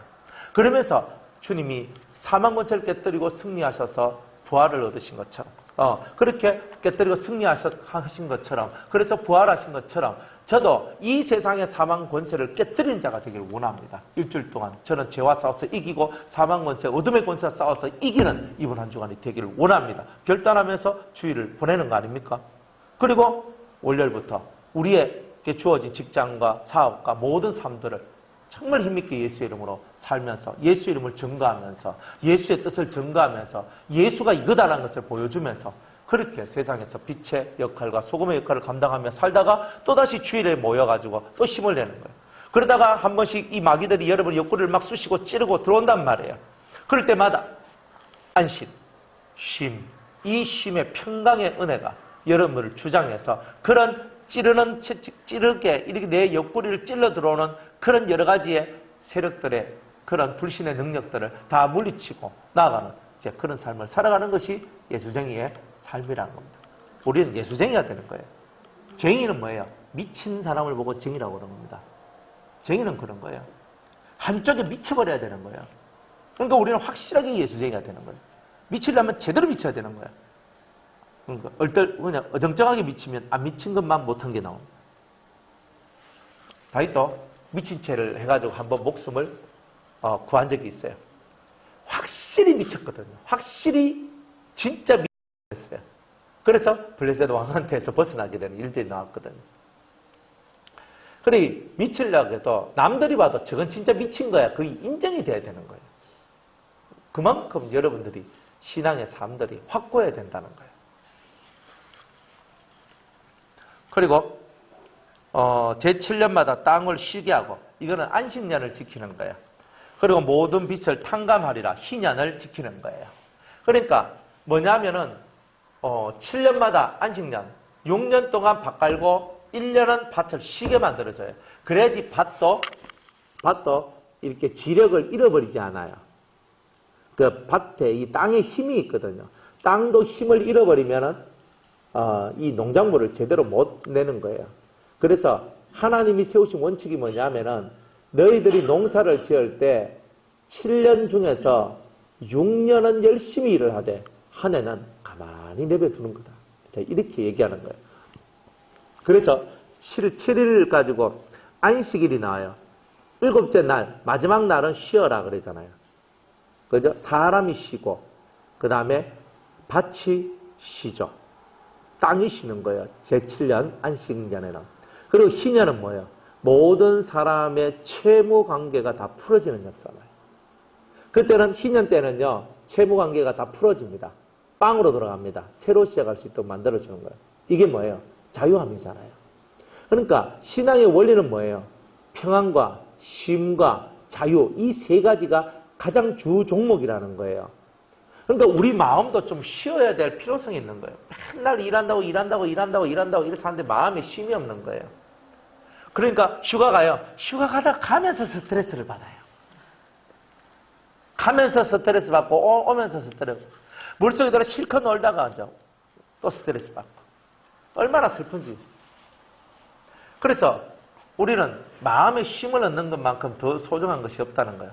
여러분들 스트레스 받습니까? 안 받습니까? 권사님 스트레스 받아요? 받습니까? 예수 믿는 사람이 왜 스트레스를 받아요? 지금 그러니까 권사님이 왜 스트레스를 받는 것 같아요? 뭔가 스트레스 주는 게 있을 거 아니에요?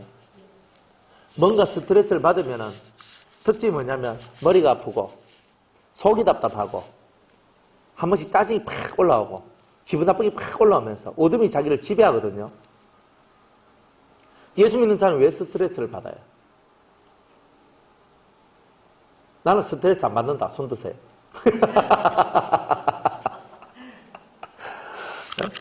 나는 스트레스 받아본 적이 없는 사람입니다. 이 사람은요, 완전한 바보든가 아니면 완전 세상을 초월한 도사든가 둘 중에 하나죠. 그러니까 여러분 바보는 아니니까 도사가 돼야 되는데 이제 도사가 안 되는 거예요. 아직 스트레스를 받고 사는 거예요. 우리가 마음의 쉼을 갖고 안식을 갖고 살아가야 될 우리가 마음의 쉼과 안식을 못 갖고 스트레스를 받는 거예요. 이게도 스트레스예요. 저 사람이 나를 힘들게 해요. 어렵게 해요. 스트레스를 받는 거예요. 스트레스를 받으실 때 예수님은 출장 가셨습니까? 한번 생각해봐요. 여러분들은 예수님을 믿잖아요.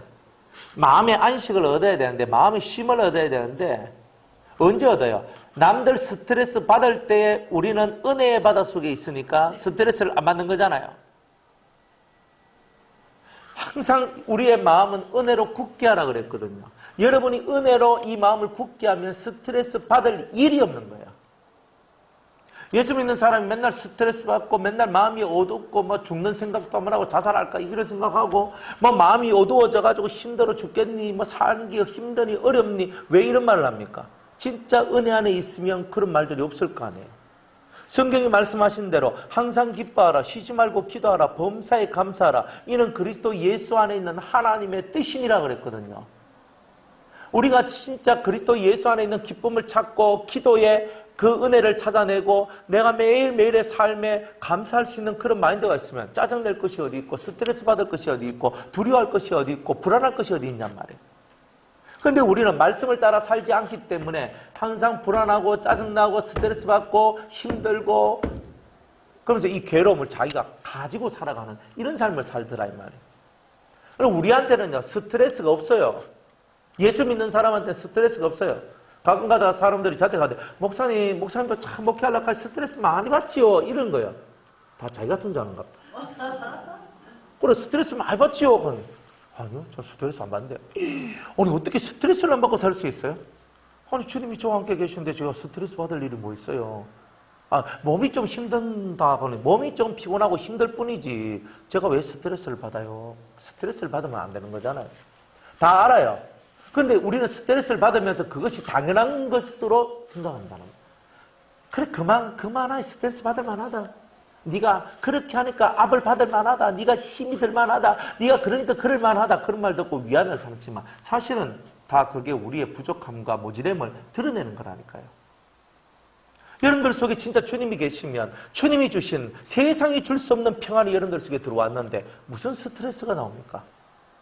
여러분들이 진짜 주님을 매일 찾고 그 매일 주님을 찾은 데서 흘러내려오는 그 평강이, 하늘로부터 내려오는 평강이 여러분의 마음을 적시고 있는데, 여러분의 땅이, 마음 땅이 딱딱한 그런 마른 땅이 아니라 촉촉히 젖은 땅이 되는데 왜 여러분이 스트레스를 받겠습니까? 우리가 근본적으로 주님하고 멀어지니까 마음의 기쁨과 즐거움이 사라지고, 그러니까 당연히 조금만 무슨 그게 오면은 스트레스가 되고 자꾸 힘이 들고, 이런 좀 안 좋은 건 좀 없어졌으면 좋겠다. 자꾸 내 삶 속에 있는 것들이 사라지고 없어지면 좋겠다는 생각들만 하게 되는 거예요. 그 삶을 뛰어넘는 것이 아니고 그 삶을 평강과 쉼으로 이겨내는 것이 아니라 그 삶이 싫어서 그게 다 사라지기를 바라는 그런 마음만 나온다는 거예요. 그건 예수 믿는 게 아니죠. 그건 이긴 자의 삶이 아니죠. 진 자의 삶이죠. 지는 자들은 맨날 이거는 싫어, 이건 너무 싫어, 이런 환경이 싫어, 이건 이런 거 싫어 하면 다 이런 거 싫고 내한테 좋은 환경만 오고 좋은 것만 오기를 원합니다. 다 이렇게 생각하죠. 주님은 얘기합니다. 나쁜 환경 속에서도 네 마음에 안식함이 있느냐? 너는 안식년을 가졌느냐? 네 마음에 진짜 쉼을 가졌느냐? 완전한 쉼이 있느냐? 완전한 평화가 있느냐? 완전한 자유가 있느냐? 주님이 이렇게 물을 거 아닙니까? 그때 아멘, 주님이 나와 함께 하시니 저는 평강의 평강을 얻었습니다. 주님이 나와 함께 계시니 제 영혼은 기뻐 뛰며 즐거워하며 제 영혼에 자유가 생기니 저는 행복합니다. 이렇게 얘기해야 되는 게 아니에요? 우리는 언제까지 딜레마에 빠져 있고 언제까지 스트레스에 빠져 있고 언제까지 불안함에 빠져 있어야 되는 거예요?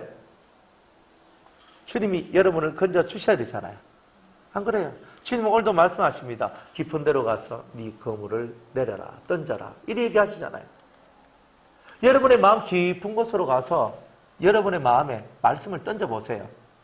그러면 여러분 안에 찾지 못했던 물고기, 생명이 잡혀 나올 겁니다. 여러분 안에 있는 생명을 찾지 아니하고 다른 데서 생명을 찾는 것은 다 어불성설입니다. 말이 안 맞습니다. 여러분 안에 생명이 있습니다. 때로는 주님께서 네 배 오른편에 거물을 던져라 얘기하실 겁니다. 주님께서는 언제나 여러분들한테 필요에 따라서 이런 말씀도 하고 저런 말씀도 하실 것입니다. 말씀이 안 들리면 성경을 읽으세요. 성경을 읽다 보면 주님 말씀이 클로즈업 돼서 들어옵니다. 어떤 집사님이 저 찾아왔습니다. 목사님, 제가 기도를 하고 있는 중에 주님이 이 말씀을 주셨습니다. 이 말씀이 진짜 주님께서 주신 말씀이 맞습니까? 그래가지고 저한테 오셨어요. 그래, 맞네요. 주님이 이 말씀을 받았을 때 집사님 마음이 어땠습니까? 내가 이렇게 살아야 될 것 같습니다. 그런 마음이 들었대요. 말씀을 읽다가 그 말씀이 자기한테 쑥 다가왔대요. 이렇게 말씀을 읽다가 저는 기도도 잘 못하고 그래서 기도를 잘 못하니까 주님이 제게 말씀은 안 해주시는 것 같고, 그러자 저는 열심히 성경을 읽었습니다. 그래요. 그러다가 말씀이 자기한테 쑥 다가오더래요. 그래서 그 말씀 자꾸 꼽혀서 묵상을 했대요. 근데 꼭 그 말씀이 자기한테 주신 하나님의 말씀 같았대요. 그래 그 말씀을 들고 저한테 와가지고 물었는 거예요. 그래서 맞다고. 그리고 음성을 귀로 못 들으면 성경을 읽고 마음으로 그 음성을 들어야 되는 거예요. 그러니까 우리가 살기 위해서 그렇게 가는 거예요. 그러니까 때로는 귀가 안 들릴 수도 있거든요. 그럼 성경을 읽었습니다.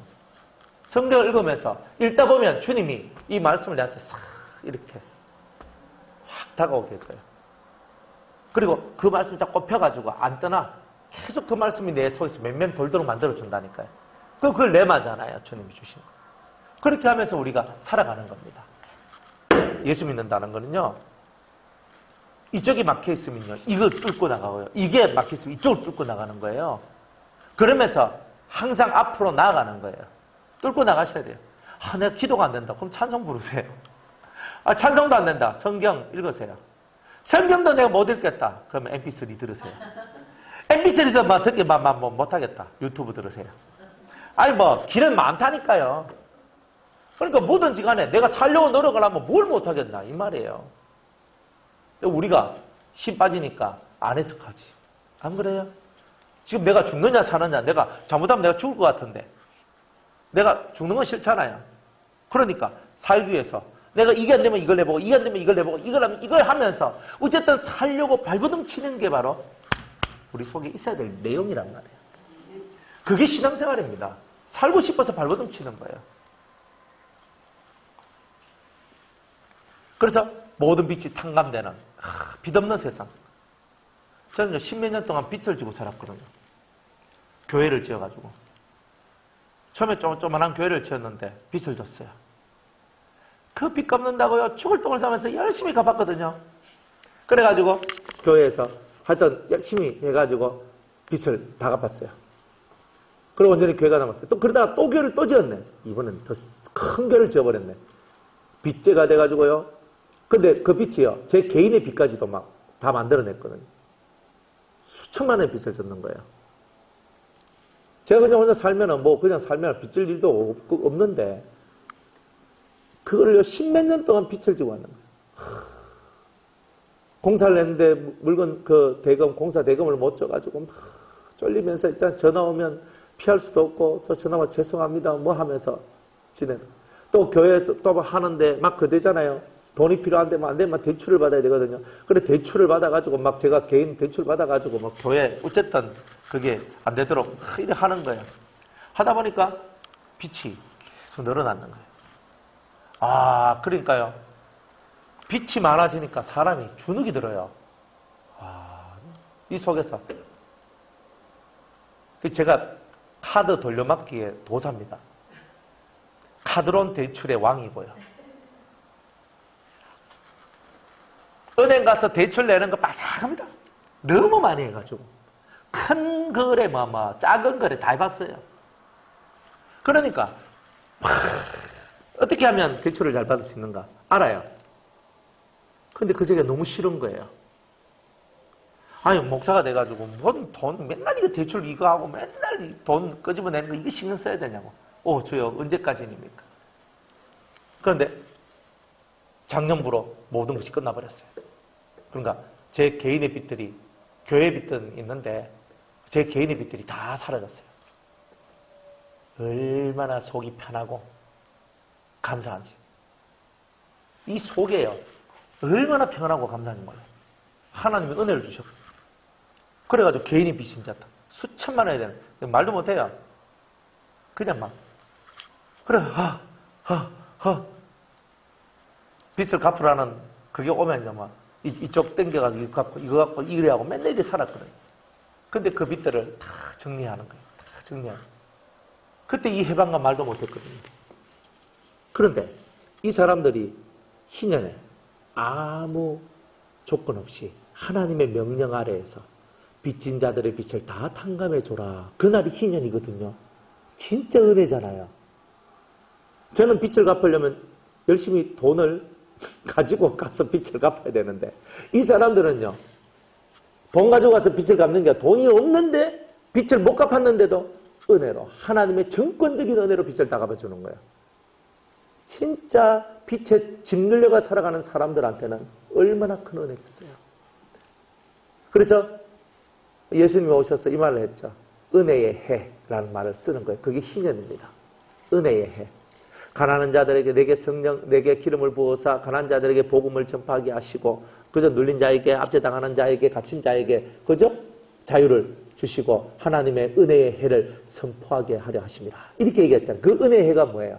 내가 노력한 것이 없이 내 죄의 빚이 갚아지는 은혜잖아요. 그게 그리스도를 통해서 이루어졌잖아요. 그러니까 얼마나 감사해요. 그러니까 빚이 갚아진다는 것은요. 이 속이 확 살아나는 거예요. 기쁨이 확 날아가요. 그러니까 야, 빚 없이 살아가는 게 이렇게 가볍네.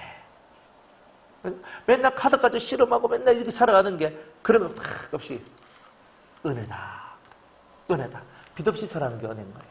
그런데 하나님께서 그렇게 해주시는 거예요. 빚 없이 살아가는 거. 빚 없이 살아가는 거. 빚 없이 살아가게 하는 거.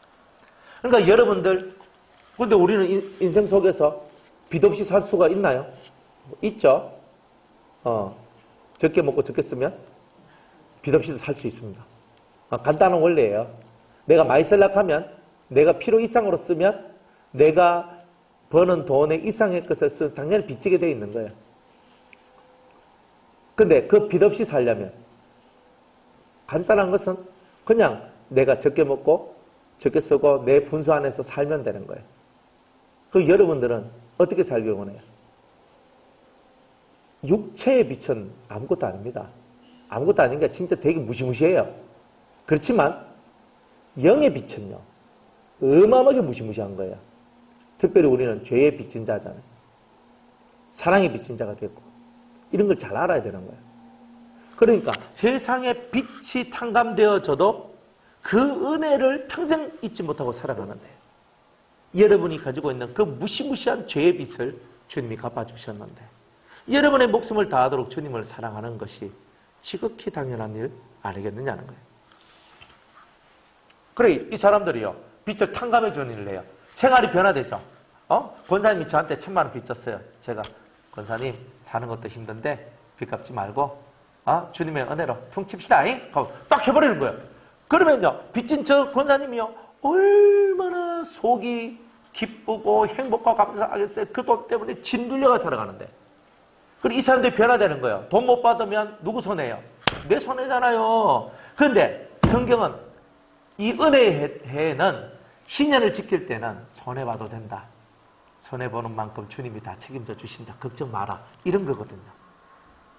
그러니까 우리가 우리한테 빚진 자를 용서해 주는 거예요. 사해 주는 거예요. 그러니까 여러분한테 빚진 자가 있으면 주세요. 돈 좀 빚졌다. 그죠? 근데 그 사람이 갚을 수 있는데 안 갚는다. 그 나쁜 놈이잖아요, 그러면. 그런데 정말 갚을 수 없는 상황인 사람들이 있거든요. 그러면 내가 그 짐을 들어주는 거야. 그래, 누구누구씨, 그래, 됐다. 예수님께서 내 영혼의 죄의 빚을 다 갚아주셨는데 내가 그걸 묵상하고 생각하다 보니까 집사님이 내한테 빚진 거 그거 아무것도 아니더라. 내가 다 사해 줄 테니까 내 빚만큼이라도 평안하게 살아라. 요렇게 얘기해 주면 얼마나 좋아요. 이런 세상, 이런 세계를 만들기를 주님이 원하신다는 거예요. 우리가 그만큼 물질에 매여 있는 자가 아니라 넉넉한 자가 되는 거예요. 넉넉한 자가. 빚진 자가 아니라 빚진 자를 탕감해주는, 빚진 자를 탕감시켜주는 그런 사람이 되라는 거예요.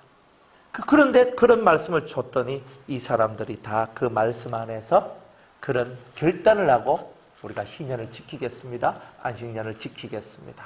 빛이 없는 세상을 만들겠습니다.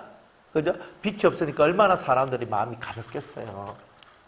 은혜 안에서 가벼워진 삶을 살게 만들고, 그리고 마음에는 평안과 쉼을 얻도록, 자유함을 얻도록 만들어내라. 이제 이런 삶을 추구하라는 이 결단의 이야기를 이들은 지켜나갔고, 이들은 육으로 지켰고, 오늘 우리들은 마음으로, 영으로, 삶으로 지켜나가는 거예요. 이제 이것을 잘 하라는 거죠. 32절에 보니까 우리가 또 스스로 규례를 정하기를 해마다 각기 세겔의 3분의 1을 수납하여 하나님의 전을 위하여 쓰게 하되, 이제 하나님의 전을 위한 봉사가 만들어지는 거죠. 이전까지는요, 하나님의 전을 위한 봉사가 없었어요.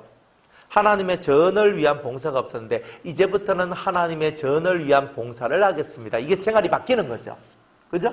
하나님 성전이, 하나님의 전이, 하나님의 교회가 제대로 잘 돌아갈 수 있도록 제가 희생하고, 제가 헌신하고, 제가 섬기겠습니다. 이렇게 얘기하죠. 물질로 섬기는 거예요. 이렇게 33절 곧 이렇게 세겔의 3분의 1을 하나님 앞에 드리는 이 일을 통하여서 진설병과 항상 드리는 소제와 항상 드리는 번제와 안식일과 초하루와 정한 절기에 쓸 것과 성물과 이스라엘을 위하는 속죄제와 우리 하나님의 전에 모든 일을 위하여 쓰게 하고, 하나님 전의 모든 일을 위하여 이 물질들이 사용되어지기를 원한다는 거예요.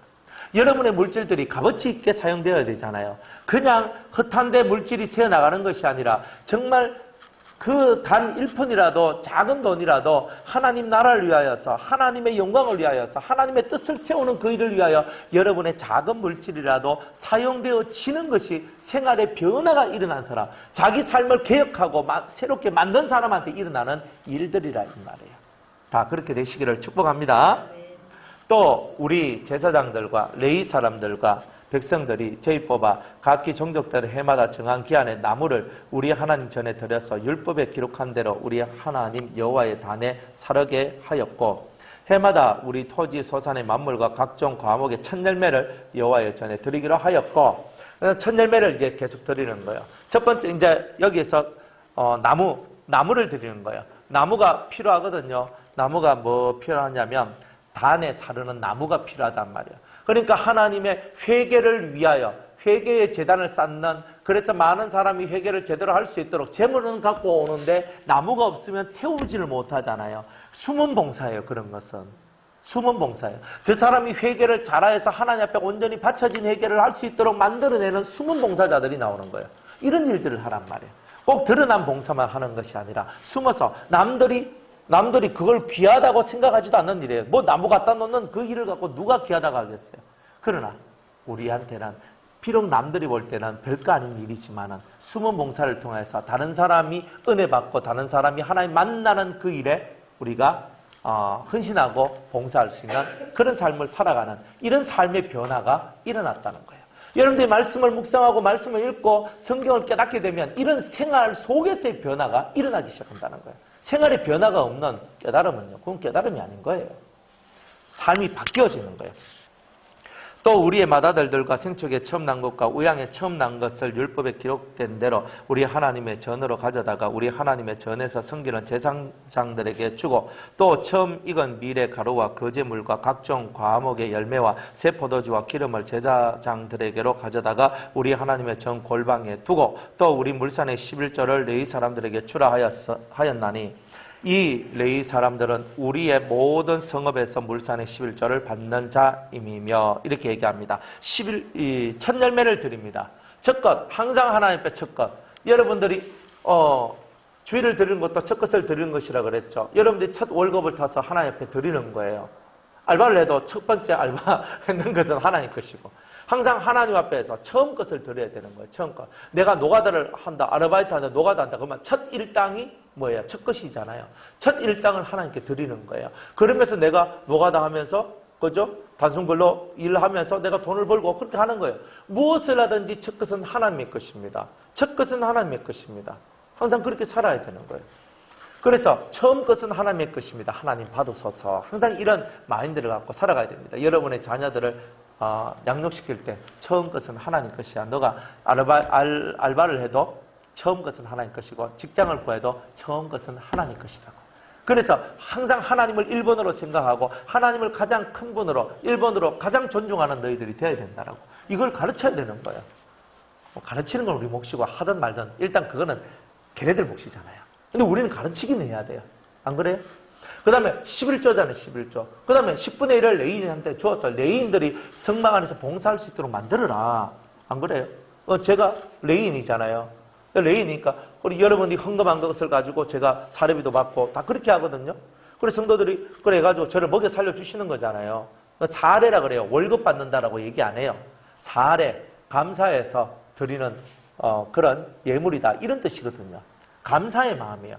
그러니까 우리는 월급을 받는 종류가 아니에요. 쉽게 말하면 저도 월급쟁이라고 볼 수 있거든요. 한 달에 꼬박꼬박 월급이 나오니까 월급쟁이다, 이렇게 보면 돼요. 그러나 월급쟁이는 직장생활을 하는 거잖아요.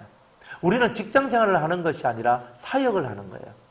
그러니까 하나님 나라를 위한 일을 하는 거지 직장생활을 하는 게 아니에요. 물론 천직이라 얘기를 하고 무슨 직이라고 얘기하지만 우리는 직장으로서의 목회자가 아니라 하나님의 뜻을 이루는 사역자로서의 사역을 하는 거예요. 그러니까 우리는 직장생활을 하는 사람과 같이 월급을 받는 것이 아니라 우리는 사례비를 받는 거예요. 그렇기 때문에 사실 우리는 세금을 낼 이유가 없는 거예요. 우리가 그런 모습이에요. 그래서 사람들은 생각을 합니다. 아니, 목사님도 세금 떼야죠. 그거 합니다. 월급 받으면 세금 떼면 돼요. 근데 우리는 월급을 받는 게 아니에요. 사례비를 받는 거예요. 그런 차이가, 미묘한 차이가 있어요. 그러면 우리가 월급쟁이면 그러면 고용주는 누굽니까? 성도님들, 장로님들, 당회, 재직회, 공동회가 고용주입니까? 아니잖아요. 하나님이 고용하신 거잖아요. 하나님이 고용주잖아요. 하나님께서 성도들을 통하여서 감사의 마음을 사역자한테 주는 거죠. 안 주면 그만이에요, 사실은. 우리는 월급 달라고 할 권리가 없어요. 솔직한 얘기로. 만약 저희 교회에서 사례비를 저한테, 목사님, 우리 이제 교회에서 사례비 안 드리겠습니다. 그러나 계속 말씀을 전해 주십시오. 그러면 저는요, 사례비를 안 받고도 말씀을 전해야 되는 거예요.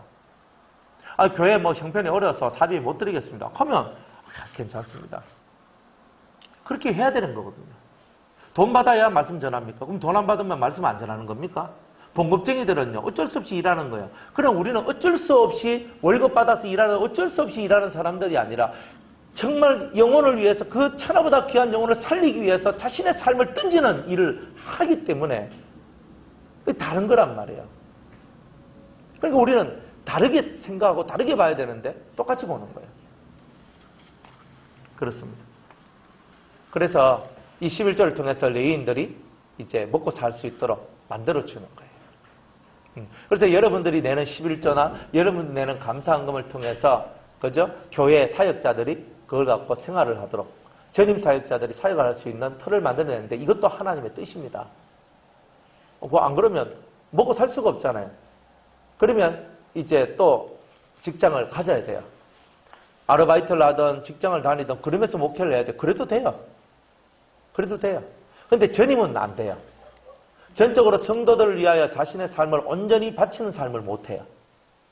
그러니까 수요일 저녁, 금요일 저녁, 주일 저녁, 주일날에 예배 드리고, 그리고 그러면서 성도들에게 말씀을 가르치는 일은 할 수 있는데, 낮 시간에 무슨 일이 벌어지거나, 낮 시간에 무슨 거기 있을 때 성도들을 신망가거나 할 수 있는 것은 못 해요. 그러니까 전임으로 했을 때는, 이렇게 사례락 하는 것이 사실은 필요하다. 그러나 주지 않는다 할지라도 당연히 목회자들은 하나님의 말씀을 전하고 성도를 위하여서 희생하고 살아가는 것이 목회자의 삶이라는 거예요. 이것이 목회자는 그런 의식을 가져야 되고 성도님들은 또 성도님들의 의식을 가져야 되는 거예요. 이게 두 개가 맞아져야지 앙상블이 되어서 잘 굴러가는 거예요. 안 그렇습니까? 저희 교회도 그래요. 우리가 사례비를 딱 측정을 해가지고 사례비가 우리 부목사님 전도사님 사례비가 딱 나가거든요. 그러면 딱 제가 교회 재정 들어가는 걸 알거든요. 다 보고가 딱 되니까. 딱 하잖아요. 그러면 재정이 만약 딱 부족해. 그러면 항상 순서가 있어요. 순서 어떻게 하냐면 부목사님, 전도사님 추고 난 다음에 나한테 달라고 항상 그렇게 얘기를 해요. 재정 집사님들한테. 그러니까 제가 1번으로 안 받아요. 교회 재정이 부족해서 딱 보면 알거든요. 딱 보면은 지금 이런 상황이기 때문에 내한테 사례비를 주면 부목사나 혹은 전도사님들한테 이렇게 사례비가 나갈 것이 만약 없다. 이런 것이 딱 나왔을 때는 그렇게 안 하고 오히려 부목회자나 이런 부교육자들한테 다 사례비를 다 주고 난 다음에 나중에 남으면 나한테 주세요. 그리고 몇 주 지나가도 되니까 그때 다 줘도 괜찮다고. 이렇게 합니다. 교회 사정이 안 좋으면요. 그냥 그대로 다 집어넣어. 재정부하고 얘기만 하는 겁니다. 그냥 제가 그대로 하나님 앞에 그대로 이 감사의 물로 다 드릴 테니까 그렇게 하시고 그렇게 지출하고 그렇게 수입을 잡으세요. 그대로 제가 하는 거예요. 그대로 합니다. 그렇게 해가지고 그렇게 살았던 거예요. 그러니까 물질에 의해서 우리가 목회를 하는 것이 아니라 진짜 영혼들을 위해서 때로는 내가 굶어야 된다면 굶어야 되는 거예요. 때로는 내가 정말 물질이 필요한데 물질이 없어서 발을 동동동 그런 삶이 있다 할지라도 온 마음을 다해서 성도를 위한 삶을 포기하면 안 되는 거예요. 그러니까 그게 뭐냐? 그게 바로 신앙생활이에요. 그러니까 성도님들은 10의 1조를 들여서 레위인들의 삶을 살 수 있고 성전을 봉사할 수 있도록 만드는 것이 여러분의 의무라면 저희의 의무는 비록 성도들이 아무런 물질을 주지 않는다 할지라도 아무런 것도 주지 않는다 할지라도 내 마음을 다 바쳐서 성도를 위하여 사는 것이 목회자의 삶이라.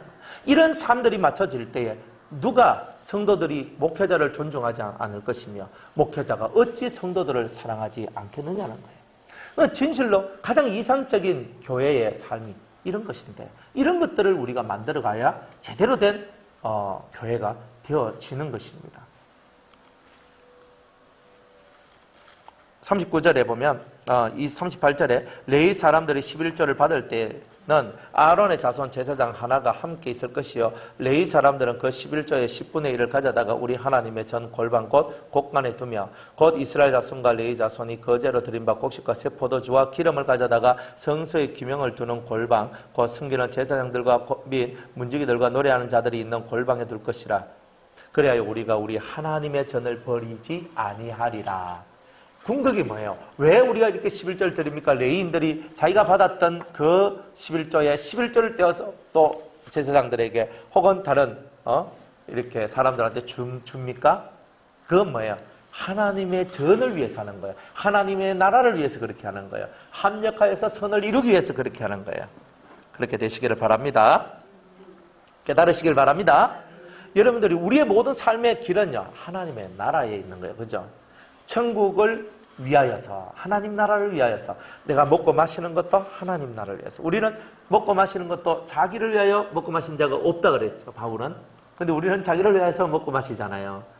나를 위하여서 먹는 것도 없고, 나를 위하여서 마시는 것도 없고, 나를 위하여 사는 것도 없고, 나를 위하여 죽는 것도 없습니다. 오직 우리는 주님을 위하여 살고, 주님을 위하여 죽고, 주님을 위하여 먹고, 주님을 위하여 먹지 않는 겁니다. 먹는 자는 먹지 않는 자를 보고 뭐라고 할 필요가 없고, 먹지 않는 자는 먹는 자를 보고 또 뭐라고 할 필요가 없는 거예요.